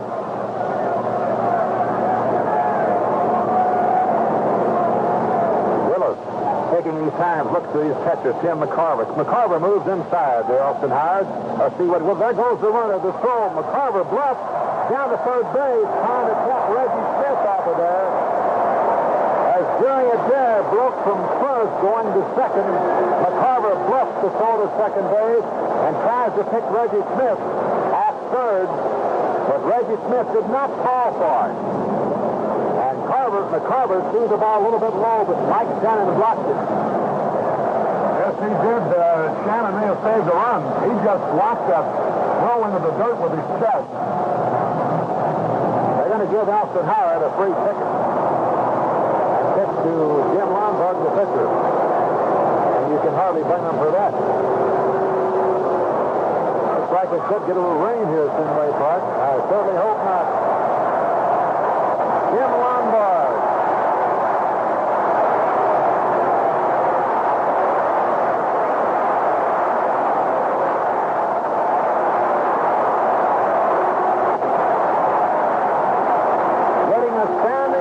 From these wonderful fans here at Fenway Park in Boston. It's 2 away. The bases are loaded. Ron Willis. Fastball. Look out. It almost got Jose Tartabull off the right in the on-deck circle as Jim Lonborg did not quite get around on that one. 1 strike on him. Willis pulls pretty hard. You must be ready. Lonborg has opened his stance up a little bit. Willis looking down to his catcher, McCarver. Here's the pitch. Curveball, McGowan in there. Call strike 2.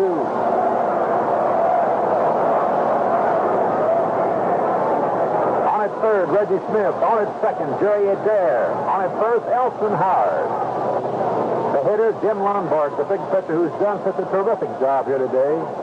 He has retired 18 men in a row. He lost his bat, and that's all for Lonborg, and that's all for the Red Sox here in the bottom half of the 6th inning.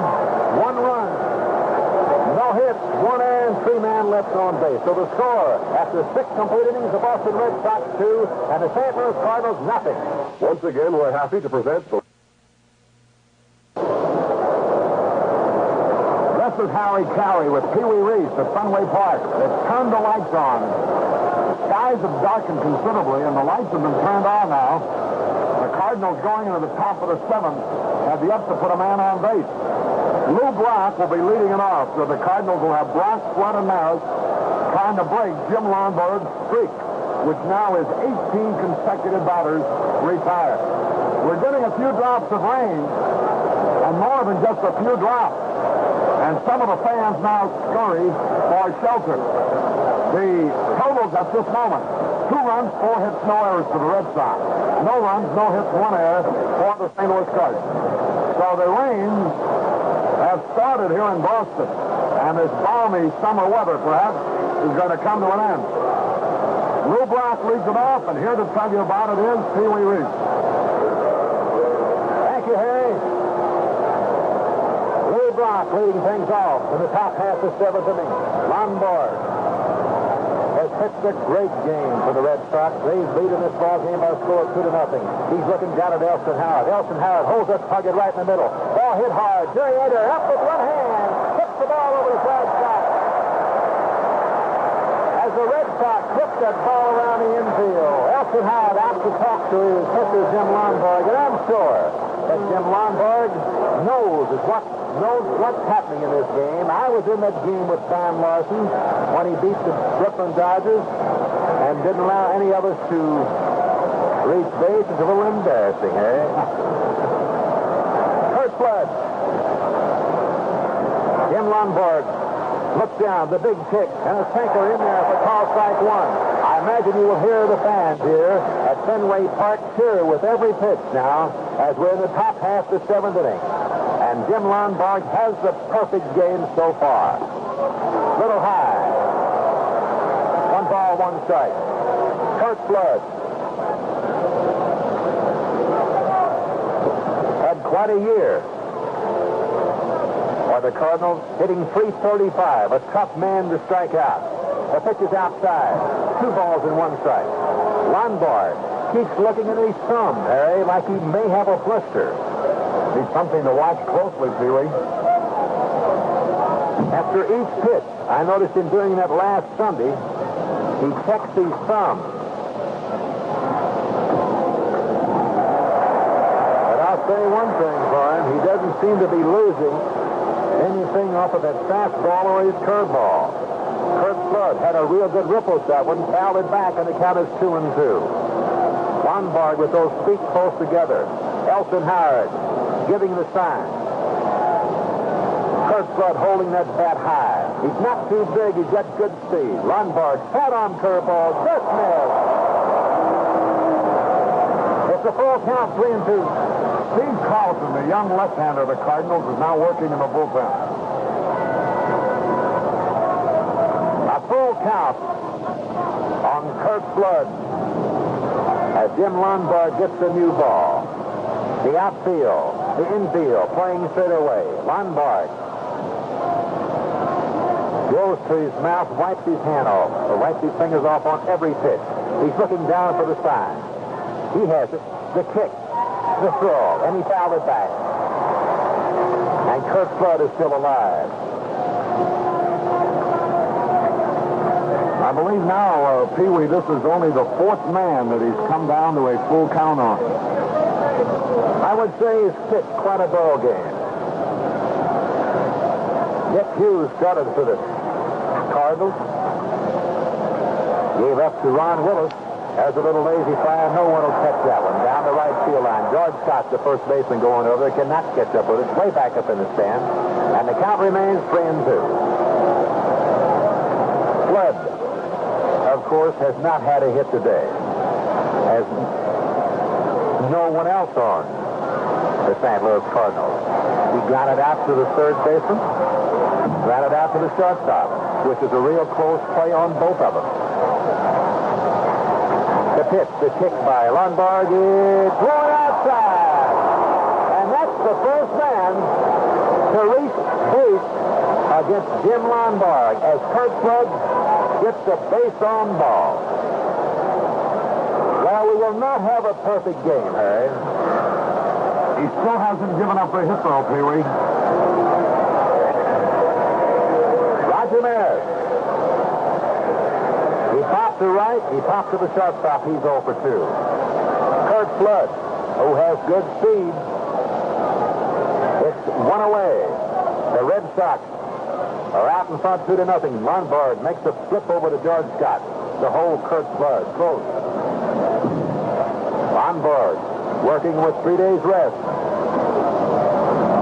He looks down at his catcher. Roger Maris hits one out in the left field. Yastrzemski going back. He has it. Hits the ball back to shortstop Petroselli, and Petroselli is there. Elson Howard out to talk to his pitcher. Jim Lonborg. The hitter, Orlando Cepeda. He is the big man for the Cardinals, has been all year. But in the series, in the first game and here in the second game, he has not had a hit. He's 0 for 6.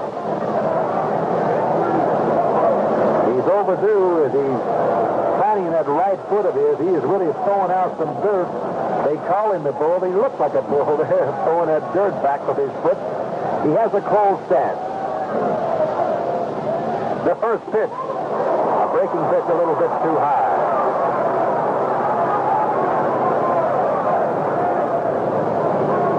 One ball on him. Jim Lonborg taking a little time. Kurt Flood on at first base, who likes to run. But the Cardinals trail by a score of 2-0. I doubt if they will send Kurt Flood. Lonborg looking down to Elson Howard. Here is the pitch. Curveball too high. They want to give this big fella a chance to tie this ball game up. Cepeda checking with his coach, Joe Schultz, out at third base. Lonborg looking down for his sign. He comes step, looks over at first base at Kurt Flood. Here's the pitch. Ball hit hard. Petroselli comes up with it. Gets the ball is there. Forcing Kurt Flood at second base. And that's all for the Cardinals here in the top half of the seventh inning. No runs, no hits, no errors, and one man left on base. And the score after 6.5 innings play at Boston 2 and the St. Louis Cardinals nothing.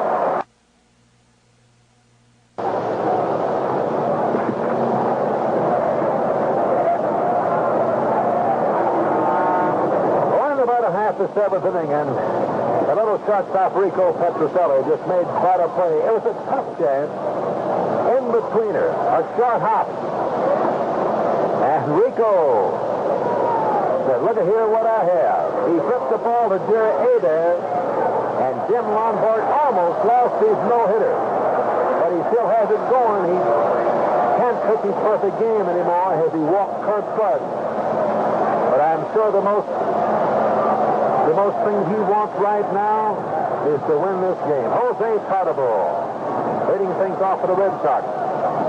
The first pitch is low by Ron Willis. Ron Willis on the year has an earned run average of 2.67. That's pretty good. A foul off the left by Tardeball. 1 ball and 1 strike. He started 65 games. His record, 1-6 and lost 5. Willis looking down to his catcher, Tim McCarver. The target down low for McCarver. Tardeball looks like he wants to bunt it. Lets the ball go. It's too low. 2 balls and 1 strike. Tardeball, who has good speed, likes to bunt. Mike Shannon in at third base. A couple of steps. Cepeda in at first base. Ron Willis looking down to McCarver. Here's the pitch, the kick. Outside. Ball 3. The Boston Red Sox have 2 runs on 4 hits. They scored a run in the 4th. They scored a run in the 6th. Yastrzemski had a home run in the bottom half of the 4th inning. Tardeball with a count of 3-1 on. They would like to get him on here right now. He's on there. Too high, ball 4.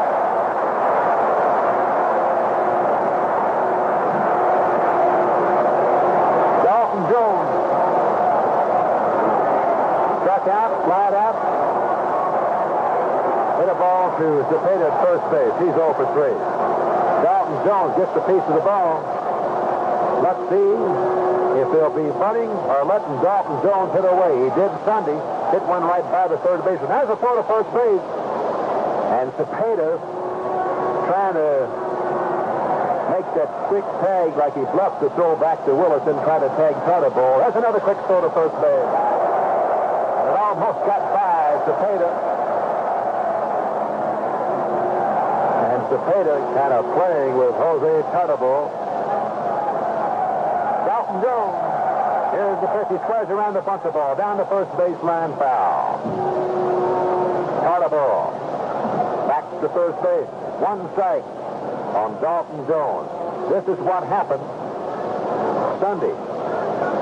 Dalton Jones tried to bunt the first pitch. He butted it foul. On the next pitch, Dick Williams, the manager of the Red Sox, let him hit away. Let's see if it happens today. He swings away, hits the ball off the left. I don't think it's anybody. Knocks the ball down and cannot throw anyone out.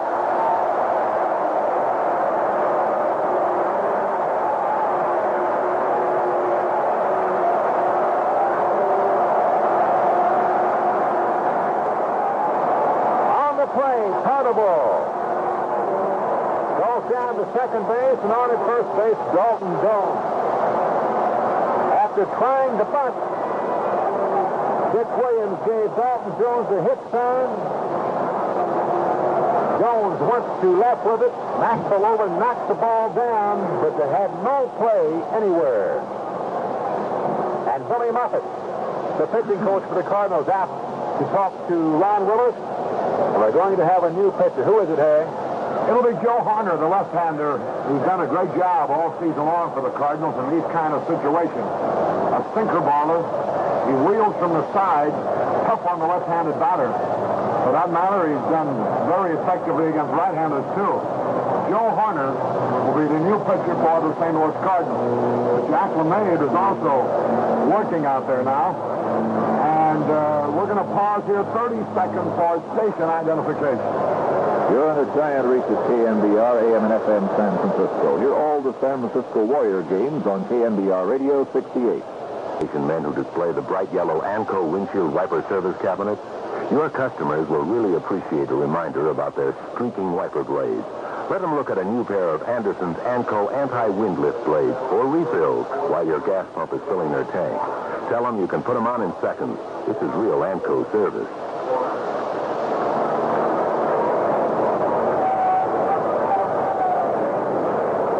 Carry at Fenway Park. We're in the bottom of the 7th. The Red Sox have Tarnable at second base. Dalton Jones at first base. There's nobody out. And Carl Yastrzemski, who hit a homer in the 4th inning, to put the Red Sox on the scoreboard first. Yastrzemski will be the hitter. The Red Sox out in front 2-0 with 2 men on, nobody out, the best hitter up there. A chance really to break this game wide open. On the other hand, the Cardinals, a 3-hitting ball club with good batters up and down the batting order, have run into a no-hitter so far for 7 innings at the hands of young Jim Lonborg. Joe Hunter, who won 4, lost 4 during the season with an earned run average of 2.59, is just about finished with his practice tosses. So, Pee-wee, let's see what's going to happen. Okay, Harry. Carl Yastrzemski will be the first hitter to face Joe Hunter. Runners on first and second. You got your best hitter on the ball club. We have a little more rain coming down right now. And was you having fun? I don't think so. Joe Hunter, the pitcher, looking around at his outfield. He's using the rosin. Checks with the shortstop and second baseman. In case the ball is hit back to him, who wants it? Now he walks up on the rubber.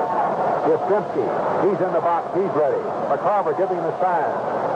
Hunter looks back at the runner portable at second base. Here's the pitch. Good swing, no contact by Carl Yastrzemski. As Hunter on that fastball inside on Yastrzemski.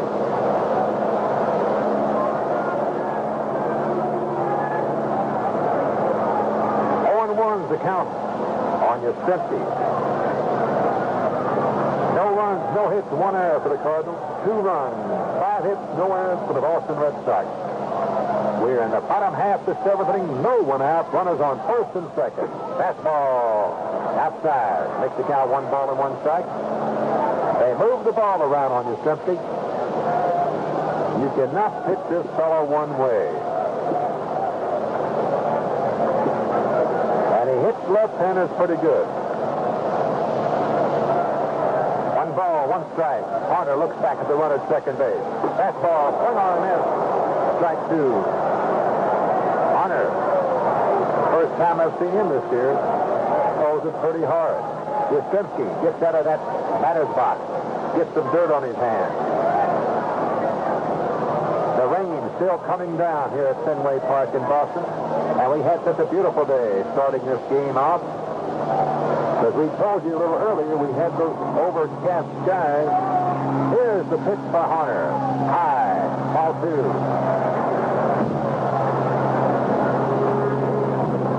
2 balls, 2 strikes on Carl Yastrzemski. Carnival down at second base. At first base, Dalton Jones. Joe Hunter looking down to his catcher, Tim McCarver. McCarver giving the sign. Yastrzemski waving that bat high in the air. Here's the pitch. Hit the ball. Hit hard after right field. That ball is gone.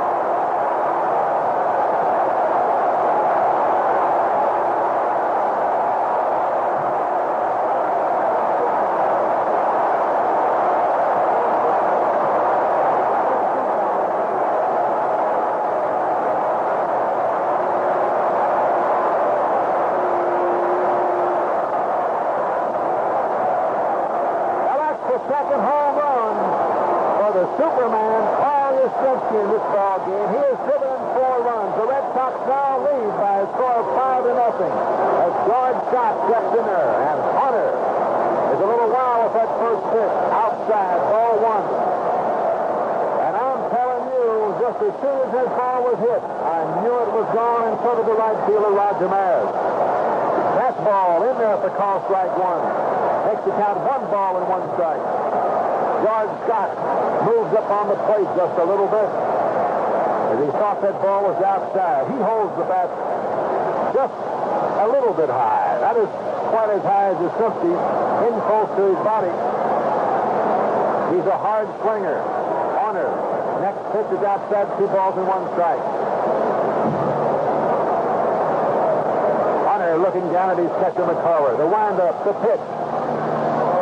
Ball is taking away from George Scott. Swung on and missed. Strike 2. Carver wants to talk to his pitcher, Horner. Harry, I haven't seen Horner throw a curveball yet. He doesn't have a curveball. He has a slider that moves pretty good. Yastrzemski, what a year. He was stopped yesterday, nothing out of 4. The Red Sox got beat 2-1. Today he has hit 2 homers. Good for 4 of their 5 runs. What a ball player. The 2-2 pitch, George Scott fouls it back. As we said this morning, you stop Yastrzemski. Seems like you stopped this Red Sox attack a little bit. That's exactly what Gibson did yesterday. He just kind of overpowered everyone. Dick Hughes pitched fine ball, but right here, bottom half the 7th inning, the Cardinals has run into a little trouble. Look out. Inside. Ball 3 almost hit George Scott. Makes the count 3-2. Still no one out. Joe Hunter. Just a little rain still coming down. It is dark. The lights are on here at Fenway Park. The windup, the pitch. There's the ball hit out of the left field. That may be off of the wall. No. Lou Brock right back there underneath the scoreboard to take it for out number 1.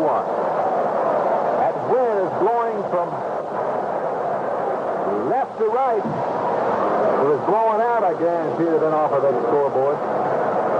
Reggie Smith. He's now moved over batting right-handed against the left-handed pitcher, Joe Horner. He's a switch hitter. He was batting left-handed against Dick Hughes, a right-hander who started this game.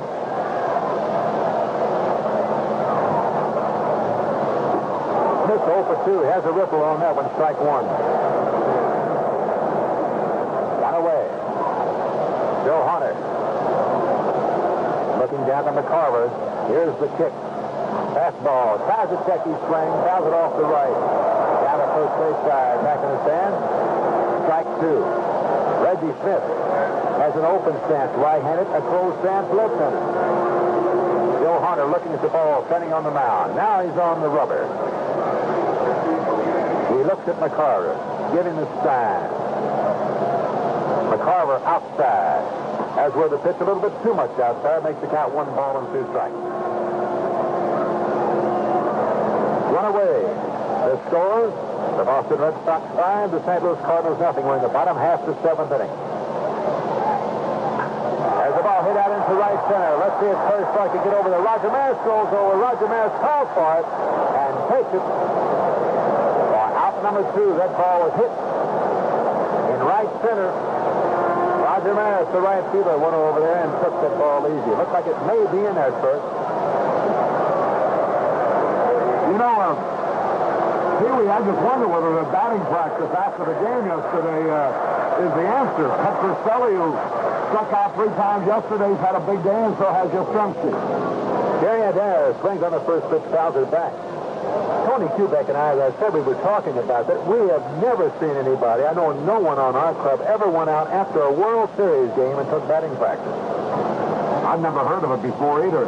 I believe it helped. A changing world, Pee-wee. Adair hits one foul down the first base line. Cepeda goes back. Will he have a chance? No, it's in the stand. I didn't get a chance to talk to Carl Yastrzemski, but as I said, I talked to Petroselli. You know, all it takes, Terry, is just one little thing, or even just something to build up your confidence in your opponent. Sometimes it helps. And Yastrzemski, whatever it was, he found out. Yeah, but there's a guy the last day of the season has 4 out of 4. Those are the kind of slumps I like to get into. Adair swings on a fastball, fouls it back. Still 2 strikes on Jerry. No balls and 2 strikes. Joe Hunter in relief here of Ron Willis, who came in to pitch for Dick Hughes. This is the 3rd pitcher for the Cardinals. Hunter taking a little time. The windup, the kick, fastball inside.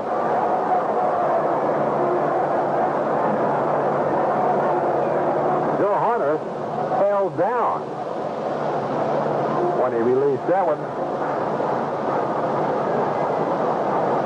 1 ball, 2 strikes on Jerry Adair. He's up close to the plate. He strides right into the ball. There's the ball hit hard out into center field. Kirkwood coming in. He can't get it. Takes it on one hop. Back into the infield comes the ball, and making the turn back in at first base is Gary Adair. He's talking about Petrocelli and his batting practice yesterday. What has he done today? Had a base at his first time up. He struck out in the fourth inning. Hit a sacrifice fly. In the sixth inning, to score a run, of course. So he's 1 for 2. The first pitch, a breaking pitch low and in the dirt. Carver makes a nice pickup. 1 ball on Rico Petrocelli. It's 2 away. Jerry Adair on at first base. They play Petrocelli straight away. He has good power. If he gets that in front of that ball, he can carry it a long way. Swing and a foul tip. Right in back of you. Al Bartlett cannot pick it up. There it is. Tim McCarver picked it up. Throws the ball back to Joe Hunter. And it's 1 ball and 1 strike. Dan Osinski is warming up for the Red Sox out in their bullpen.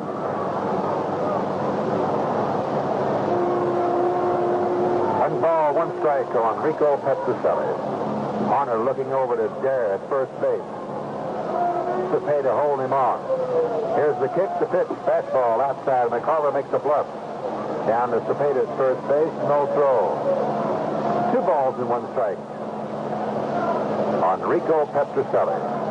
The Red Sox have come up with 3 runs here in the bottom half of the 7th inning. On Carl Yastrzemski's home run. Inside, ball 3. And that was his second home run, Yastrzemski, of the day. He's batted in 4 of the 5 runs. Elston Howard in the on-deck circle. Hunter looks over to Dare. Here's the kick, fastball, going outside. Ball 4. So Petrocelli goes to first base, moving down to second. Jerry Adair moving out of that dugout is Billy Muffet. The pitching coach for the Cardinals. Now he comes back in and he wants to talk to Red Sandys. Red Sandys says something to him, and Billy Muffet gives the sign to Augie Donatelli, the umpire down at second base, and we want a new pitcher. He's got Jack LeMay, a right-hander, and Al Jackson, a left-hander out there. As the Red Sox now built up a 5-0 lead, you can't help but look ahead to the next 2 innings for the Cardinals because Jim Lonborg is working on a no-hitter. Only once before in the history of baseball was a no-hitter pitch in the World Series, and that was Don Larson's perfect game for the Yankees against the Dodgers in 1956. Sal Magley, by the way, who's Lonborg's pitching coach with the Red Sox, was the loser in that game, but Larson pitched the perfect game in. 1-hitters have been pitched by Rulbach with the Cubs in 1906, Claude Passoff with the Cubs in 1945, and you all remember Floyd Evans with a no-hitter going to the bottom of the ninth with 2 out, and he was beaten. We'll pause here 30 seconds for station identification. You're in the giant reach of KNBR, AM and FM San Francisco. Hear all of the San Francisco Warrior games on KNBR Radio 68. Don't blame your gas station serviceman who forgot to ask you, do your wipers streak your windshield? Chances are you too forgot and didn't ask him. Don't wait until your dead blades in the next storm cloud your vision. Get new ANCO anti-wind lift blades or refills.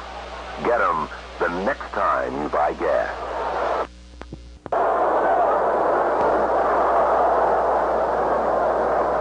Carey at Fenway Park, where the Red Sox now lead 5-0. The Red Sox have scored 5 runs, 7 hits, no errors. The Cardinals haven't had a hit, and actually no runs. They've committed 1 error. Jack LeMay becomes the Cardinals' 4th pitcher. He used to be with the Red Sox. 32-year-old right-hander. He did some effective work for the Cardinals after they obtained him from the New York Mets about mid-season or so. The Red Sox have Petrocelli at first base and Adair at second base. There are 2 outs. Joe Horner was touched for a 3-run homer by Carl Yastrzemski, the man he was brought in to face. Then got the next 2 men out with Adair singled and Petroselli walked. And so now Jack LeMay will be facing Elston Howard. Howard is 0 for 2 in the ballgame. Flied out and was robbed of a hit on a great play by Javier. It was intentionally passed in the 6th. This is the second game in the World Series. Open day tomorrow. The two teams practice in St. Louis. And Saturday, the series resumes at Bush Memorial Stadium in St. Louis. Elston Howard the batter, and once again, Pee Wee Reese. It's still raining here at Fenway Park in Boston. Runners on first and second. Elston Howard the hitter, 2 away. Jack LeMay is the new pitcher for the St. Louis Cardinals. He's the force of the day. Good fastball. Swung on. Missed. Strike 1. LeMay. His record, 3 wins and 7 losses. Earned run average, 3.30. Elston Howard, way back in that batter's box. He has a closed stance. Used to pull the ball quite a bit. Now then he hits the ball in the right and right center. Jack LeMay comes set, looks back to Jerry Adair at second base. Breaking pitch, low and outside, ball 1, 1 ball and 1 strike, 2 away. Elston Howard drying his hands off. Clearing up a little bit, getting a little bit brighter. Well, he certainly hopes so. Jim Lonborg is going for a no-hitter. Elston Howard fouls a fastball straight back, 1 ball and 2 strikes.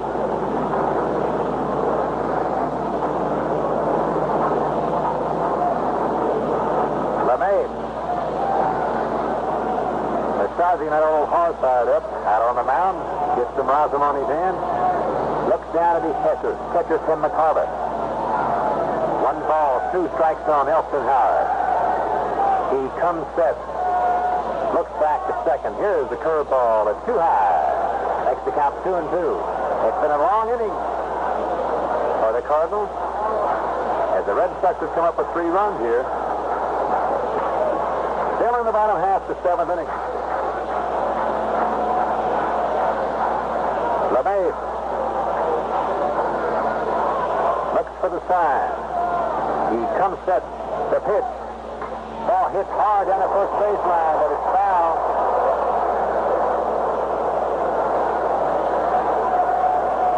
Looked like Howard was trying to go to right field with that ball. Back to second base is Jerry Adair, and back to first, Petroselli. The second game of the World Series, and this is the 64th World Series. American League teams have a 38-25 edge in the series competition. 2 balls, 2 strikes on Elston Howard. LeMay, he's ready. The pitch. He's struck him out. And that's all for Elston Howard, and that's all for the Red Sox here in the bottom half of the 7th inning. But they came up with 3 runs on 3 hits, no errors, and left 2 men on base. So the score after 7 full innings, the Boston Red Sox 5, the St. Louis Cardinals nothing.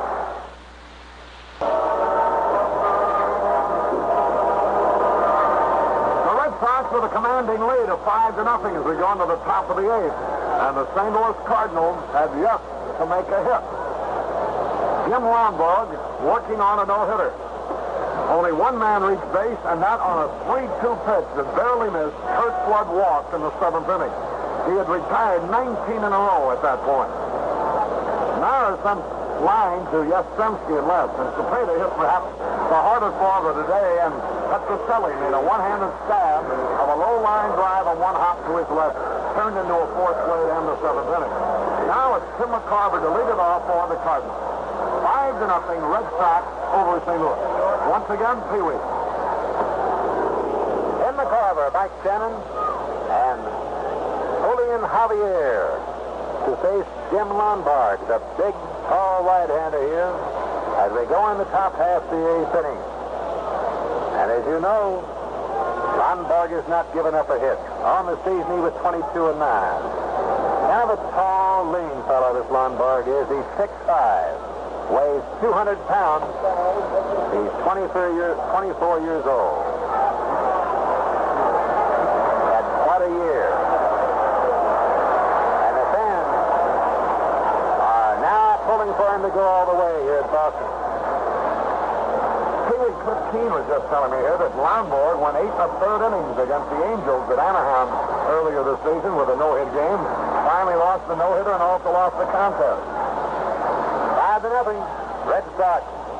Over the St. Louis Cardinals, Tim McCarver. The first pitch turned to the curveball. A little bit too low. Jim Lonborg. The one thing he must not do now is to start to aim that ball. Don't steer it, keep throwing it. I'm sure he knows that. His feet close together to wind up the kick. And here's the pitch. A little grounder out to Jerry. There shouldn't be any trouble. Up with it, flips it over to George Scott. And that's all for Tim McCarver. Mike Shannon. Shannon has not had too much luck with Jim Lonborg. Lonborg has shown him nothing but curveballs all day. And he struck him out both times. He shot on Curdy the last time up there. And I believe that Shannon may have been looking for a fastball. He kind of went down, and the ball broke right over the plate. And, Mike, I know how you feel because I've done the same thing. Lonborg has a real good fat-arm curveball, and it's tough for a right-hander to stay in there. Once you take your eye off of that ball, you have had it. Lonborg getting his sign. Elton Howard moves outside. Curveball low and outside, ball one. Pee-wee, the sequence of hitters certainly enhances Lonborg's chances at this no-hitter. He's got McCarver out of the way. He's got Shannon and Javier, Knoxville, the pitcher, and the leadoff man to come up here. Ground ball out to shortstop, pitcher Silly. The long throw over to George Scott at first. Two down. You are so right here. Let's see if we may get a pinch hitter. Or Maxwell. Well, we have to worry about that next inning. Javier gets on. Excuse me, Dave, but as you look at what's coming up, the one man perhaps that will be a big factor in this no-hitter if it comes will be Lou Brock. We're sure to come up one more time in this game. Javier, the batter 2 away. He's got it out to shortstop. Flat out to right field his last time up. Jim Lonborg, the kick. A curveball. It could be a base hit out in the left field. Yes, sir. Javier Yastrzemski overcuts the ball off. He knocks it down. Javier going into second with a stand-up double.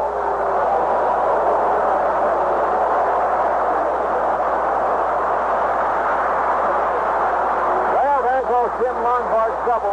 Elton Howard out to walk. Talks to him. And the fans giving Lonborg a real nice hand.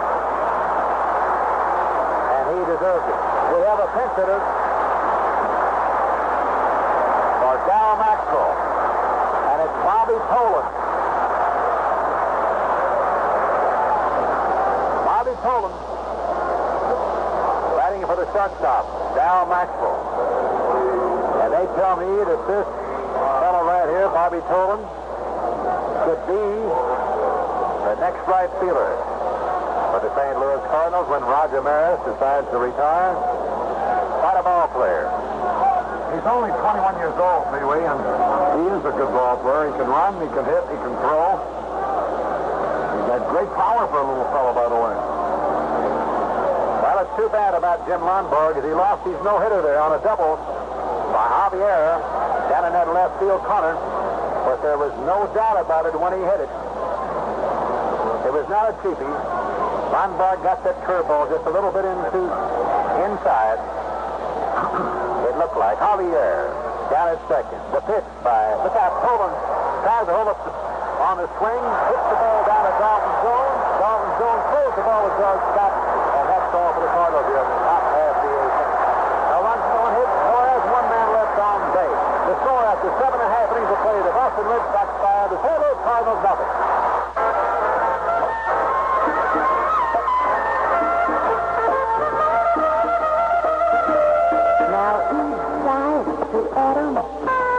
This little car we're driving to paint. Let's go down and see the Dodge Fair. With the where we can raise some games. Sit out to be Dodge Fever. Oh, it's new Fever from that silent breeze. Fever! It's gonna get you and the entire human race. You got to be God's breather. You got to be God's breather. Stop in it when you're nearby God's breathers and grab this cutting you God's Solaire. You'll find it gives you extra room, extra comfort, and a special look and feel that smaller cars just can't match. While you're there, pick up your own Joe Gargiola official World Series scorebook. It's free at participating Dodge dealers. Harry? Jim Lonborg has just received a standing ovation, and he has richly earned it. By the way, Pee-wee, the Boston-based CG Polar icebreaker Adesto, navigating among icebergs and swirling snow some 750 miles from the North Pole, listening to NBC and Armed Forces Radio, send their greetings. The first pitch by Jack LeMay to Jim Lonborg. Swung on and missed, strike one. We're going into bottom half the eighth inning. Jack LeMay, the kick, a fastball in there for call, strike two. The fourth pitcher for the Cardinals. Hughes went 5 1/3 innings. Gave up 2 runs on 4 hits, struck out 5, walked 3. Willis, 2/3 of an inning, 2 hits, 2 runs, 1 hit, 1 strikeout, and 1 walk. Marner pitched 2/3 of an inning, gave up 1 run, 2 hits, struck out no one, and walked 1. LeMay is in there right now. Lonborg has made only 81 pitches in his first 8 innings. Curveball, swung on, and this was strike 3.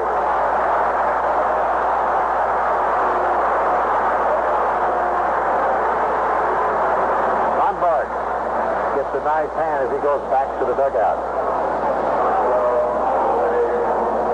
Very seldom you get an ovation when you strike out. That fellow certainly deserves it today. Jose Tortobal. See what he's done. Flat out. Struck out, flat out, and walked. Pitches too low, ball 1. 5-0. The Red Sox over the St. Louis Cardinals. Jack LeMay, the kick, the pitch, as the ball pops up. Third baseman Mike Shanahan, foul territory. Over there, underneath it and takes it for out number 2.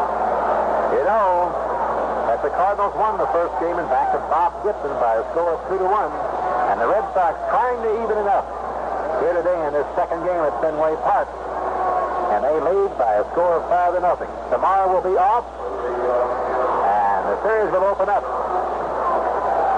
in St. Louis on Saturday, Sunday, and Monday. Dalton Jones, base hit out of the right field. Roger Maris in, picks the ball up, down on one knee. Dalton Jones makes the turn at first, back in there. Carl Yastrzemski.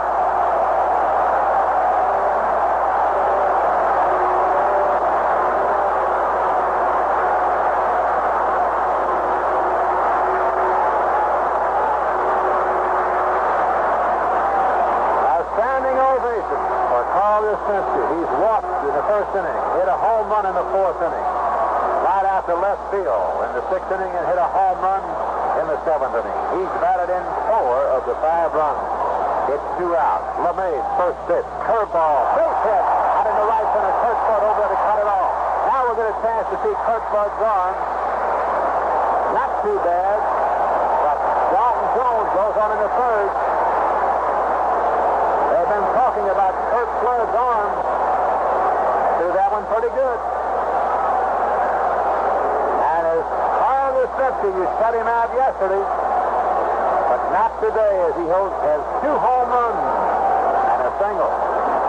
Brings up George Scott. He got 2 hits yesterday. He has 1 today. 1 for 3.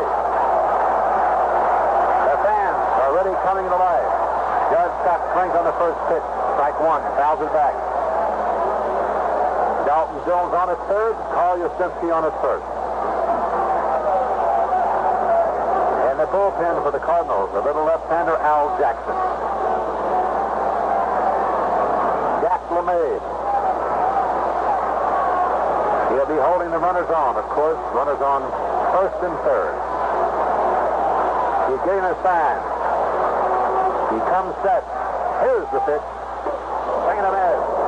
Strike two on a good fastball. We've seen these Red Sox play quite a bit. And the more I see of this Yastrzemski, the more you have to like him. Not only with that bat, he does one fine job in that outfield. 2 strikes on George Scott. McCarver moves outside. Here's the pitch. It's a little too far outside. 1 ball and 2 strikes. George Scott hit 19 home runs on the year. Cepeda talking with Yastrzemski down at first base. He likes to talk. Little tap. Will it be fair? Mike Cannon has to hurry. The long throw over to Cepeda. That retires George Scott, and that retires the Red Sox here. In the bottom half of the 8th inning, no runs, 2 hits, no errors, and 2 men left on base. So the score after 8 full innings, the Boston Red Sox 5, the St. Louis Cardinals nothing. If you want to settle questions about shaving, ask your face about it. The average face is smarter than it looks. It may not know much about razors, but it knows what it likes. Take the new Gillette Techmatic razor. It's light. You don't bear down so much. And the face appreciates this lightness. It not only feels better, it runs less of a chance of getting nicked or cut. Or say halfway through a shave you notice the edge is getting dull. And try changing blades with your old razor. Hard, isn't it? Slippery fingers, sharp little thing. You just wouldn't bother. But with the Techmatic, you just flip the lever for a fresh shaving edge. It's easy. You would bother. From your face's point of view, this is good. It means you don't keep shaving with a worn-out blade. Consult an expert about the Gillette Techmatic razor. Ask your face about it. Yesterday, the Cardinals beat the Red Sox because Bob Gibson overpowered the Red Sox hitters. Today, the Red Sox are beating the Cardinals because Jim Lonborg has been superlative. He's made only 81 pitches in 8 innings. The only hit he allowed came after 2 were out in the 8th inning. Now he's got himself a 5-0 shutout going into the top of the 9th with a pinch hitter, Dave Ricketts, going up there for the Cardinals. Pee-wee? Okay, Harry, and you said just what I was thinking. Jim Lonborg is overpowered. The Cardinals today, just like Bob Gibson did yesterday with the Boston Red Sox. This is the best that I've seen Lonborg, and he picked a fine time to be tough. And that's what he is. Dave Ricketts. That's ball. High and outside, ball 2.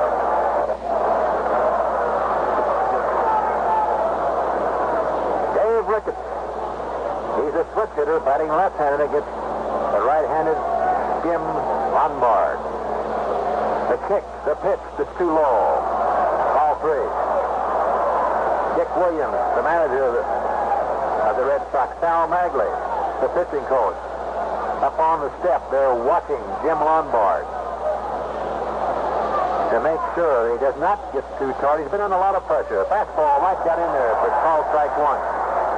Jim Lonborg had made, as we told you, 81 pitches coming in to this inning. And that's not too many.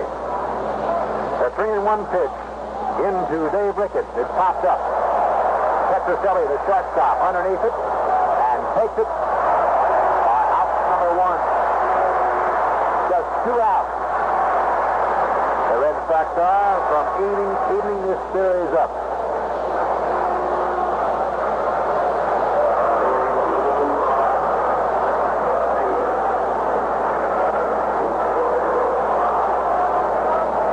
The fellow we were a little concerned about before Javier got the base hit, Lou Brock. He had 4 hits yesterday. The first pitch to kick by Lonborg, foul over to the right. Almost got Joe Cronin, the president of the American League and longtime shortstop of the Red Sox, general manager of the Red Sox. Jim Lonborg. The kick. The pitch to Lou Brock at outside. 1 ball and 1 strike. Lonborg does not take too big of a wind-up. He always starts out with his feet close together. Most of the times he will stoop over and take the sign. This time he didn't. Here's this tall kick with the left foot. And a fastball just got the outside corner. He has a good sinker. Boy, Pee Wee, he hasn't tired one bit. He's throwing as hard now as he did in the first inning. He looks like he could pitch another game if we had a doubleheader here today. I would say he had something on that ball right there. A real good, fast sinker by Jim Lonborg. And a surprise Lou Brock a little bit. 1 ball, 2 strikes on Brock. Now then, Lonborg is scooped over. He's taking the sign. Here's the kick to pitch. Down the ball out to second base, and there he's up with it. Hooks the ball over to George Scott. So 2 away.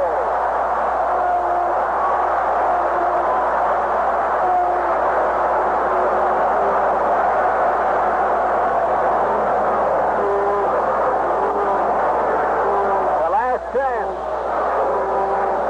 for the Cardinals, as there are 2 outs here in the top half of the 9th inning. Kurt Flood.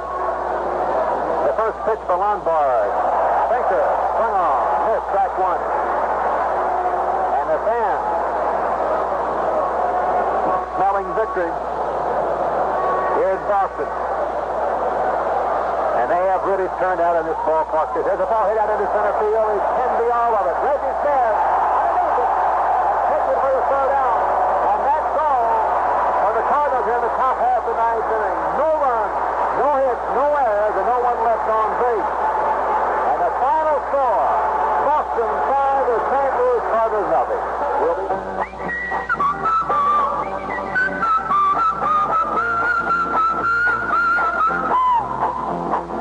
Whistling my favorite song, gotta get moving right along. Oh, I'd walk a mile for a camel. Walking to nowhere, gonna find a big play today. Yes, I'd walk a mile for a camel. I'd walk a mile for a camel. I'd walk a mile with you. I've got one to go, little old you with a great big hole. Yes, I'd walk a mile for a camel. I'd walk a mile for a camel. This little message is strictly for smokers who've never tasted a Camel cigarette. Camel smokers, you know what we mean. You other guys, start walking. This is Howie Carey with Pee Wee Reese. We've just witnessed one of the masterpieces in World Series history. A one-hitter pitched by 24-year-old, 6'5" Jim Lonborg, who proved that that 22-9 record of his in the American League this past season was certainly no fluke, as he was absolutely the most dominant pitcher you've ever seen in a game with this kind of pressure, with his team 1 game down in the World Series, playing his second game at home, realizing if it loses this one, they go into St. Louis down 2 with 3 to play.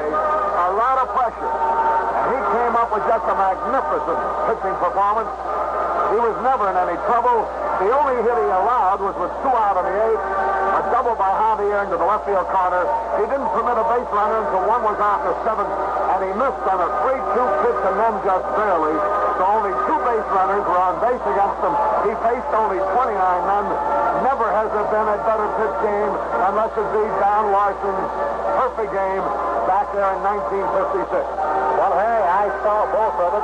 I was in the stands on this one and played in the other one. I think one of the only times that Don Larson went to 3-2, it was on old Pee Wee, and I'll have to tell you that I did strike out after that. But this fellow really did dominate this game today, even more so, I believe, than Bob Gibson did yesterday. I saw him pitch that final game against Minnesota here on Sunday, and I tell you, maybe a young boy grew up right there, Harry, and he pitched quite a ball game. Yeah, there's only been 1 no-hitter, that was Larson's, and now Jim Lonborg joins the list. And a select few it is, he becomes the 4th man to ever have pitched a one-hitter, joining the list of of the Cubs, Claude Passaw of the Cubs, and Floyd Bevins of the Yankees. Now, we will continue with our wrap-up in 1 minute.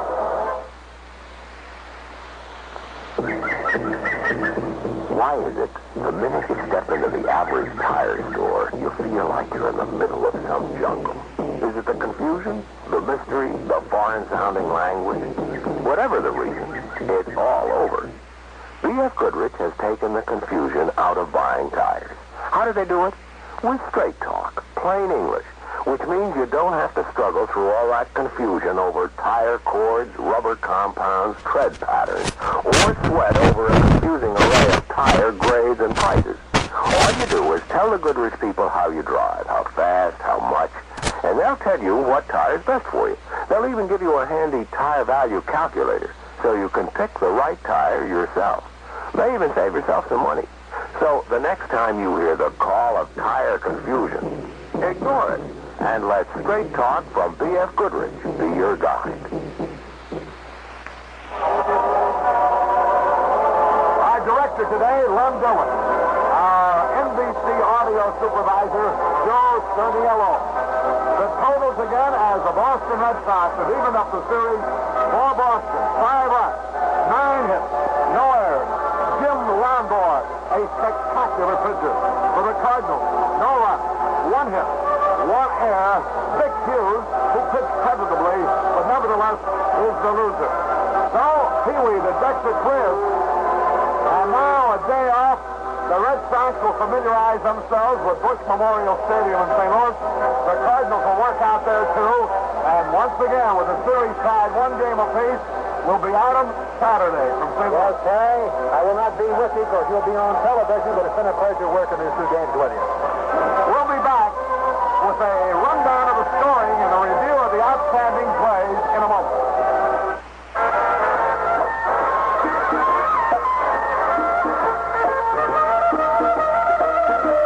Said Isabella to Columbus, the tiny boat has gotta go. Clear on in to see the Dodge Boys, and you the trouble Monaco.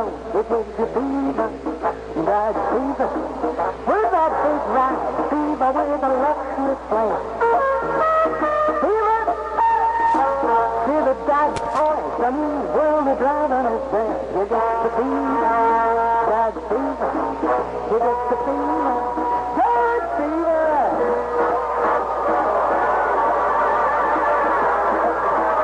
Excitement of the 1968 Dodge Monaco. Monaco, the luxurious car with a list of standard equipment as long as your arm. Monaco gives you a smoother, more comfortable ride because Monaco is a better car all around. Make sure you see Monaco at your nearby Dodge dealer. And don't forget to pick up your free copy of the Joe Garagiola World Series scoreboard at participating dealers. Pee-wee, this ball game was decided actually with 1 fell swoop. Carl Yastrzemski led off the 4th inning in a 0-0 ball game and lined one into the right field corner, a 387-foot home run, and as it turned out, that was all the Red Sox needed. They picked up another run in the 7th with 2 walks, an error by Shannon, an excusable error, by the way, the ball was hit hard, and a sacrifice fly by Petroselli. And then in the 7th, after Carnival had walked, and Dalton Jones had singled, Joe Horner, a left-hander, came in to pitch to Yastrzemski. And once again, Carl lined one, this time high and deep into the right center field stand. So he proved today, Pee-wee, in case anybody questioned it, that he can hit a home run off a right-hander and he can hit a home run off a left-hander. He certainly did. And another thing, Harry, about this game, you could see that Jim Lonborg meant business today. Their first hitter, Lou Brock, that walked up there, he got 4 hits yesterday. Now, you can call that purpose pitch or a little brushback or whatever you want, but you and I know that he was telling the Cardinals and Lou Brock that I mean business, and you better look out. And he meant business all day. You know, as the Cardinals head for St. Louis, Pee-wee, I think they might consider themselves fortunate to be even up in the series, 1 game apiece. I say that for this reason. Their middle hitters, Maris, Cepeda, and McCarver, who do most of the damage, have been held by the Red Sox to 1 lone hit in 20 times at bat in these 2 games. single by Maris is all in 20 trips to the plate combined between Maris, Cepeda, and McCarver, the very heart of the Cardinal batting order. Yes, sir. And, you know, Cepeda, of course, Maris hit in the 2 runs yesterday, but they were with little weak ground balls. Well, one up wasn't too weak, but they were ground balls. But Cepeda, he has gone 0 for 7. And as you say that they're very fortunate. But I think that you better watch for this big bull now, because he may come on a little strong when he gets back in his home park. I don't think there's much question of that at all. How about this St. Louis Park? Is it going to make any difference? I don't think so. I don't think it's going to make too much difference to Yastrzemski. The balls he hit out here today, for example, would have been home runs in St. Louis. The ball maybe doesn't carry quite as well as it does here at Fenway. But it'll be interesting. The Cardinals, so many of them, we saw at Fenway Park for the first time, let alone playing it. It's the first time they ever saw the building. And I know many of the Red Sox now, the same way, will be seeing Bush Memorial Stadium for the first time, let alone playing in it for the first time. So, with the series all tied up 1-1, it's an interesting note to come into St. Louis on as the series resumes Saturday afternoon at Busch Stadium in St. Louis. This broadcast was authorized under broadcasting rights granted by the Commissioner of Baseball solely for the entertainment of our listening audience. And any publication, rebroadcast, or other use of the description and account of this game without the express consent of the Commissioner of Baseball is prohibited. Final score again, the Red Sox 5, the Cardinals nothing. The series tied up at a game apiece. The hitting star today, Carl Yastrzemski, with 3 out of 4, driving in 4 runs, scoring 2. Pee-wee, I just want to say, too, I'll be on TV down in St. Louis with our buddy Kurt Gowdy starting Saturday for the next 3 games. What a real pleasure it was and a privilege for me to work with you. We've known each other for a long time. I've broadcast many games that you played in, and it was good to have a chance to rub elbows with you up here in the broadcasting booth. Thank you very much, Harry. Very good luck to you on television. If we come back to Boston, I'll see you here. Very good. That wraps up the second game of the 1967 World Series. Be with us again Saturday from St. Louis for the third game of the World Series, when your host again will be the new Gillette stainless steel blade, the Spoiler Camel cigarette with that famous Walk a Mile flavor. B.F. Goodrich, the straight top tire people. And Chrysler Corporation, makers of Plymouth, Dodge, Chrysler, Imperial, and Dodge trucks. The final score once again in the second game of the World Series here at Fenway Park in Boston was the Red Sox 5, the Cardinals nothing.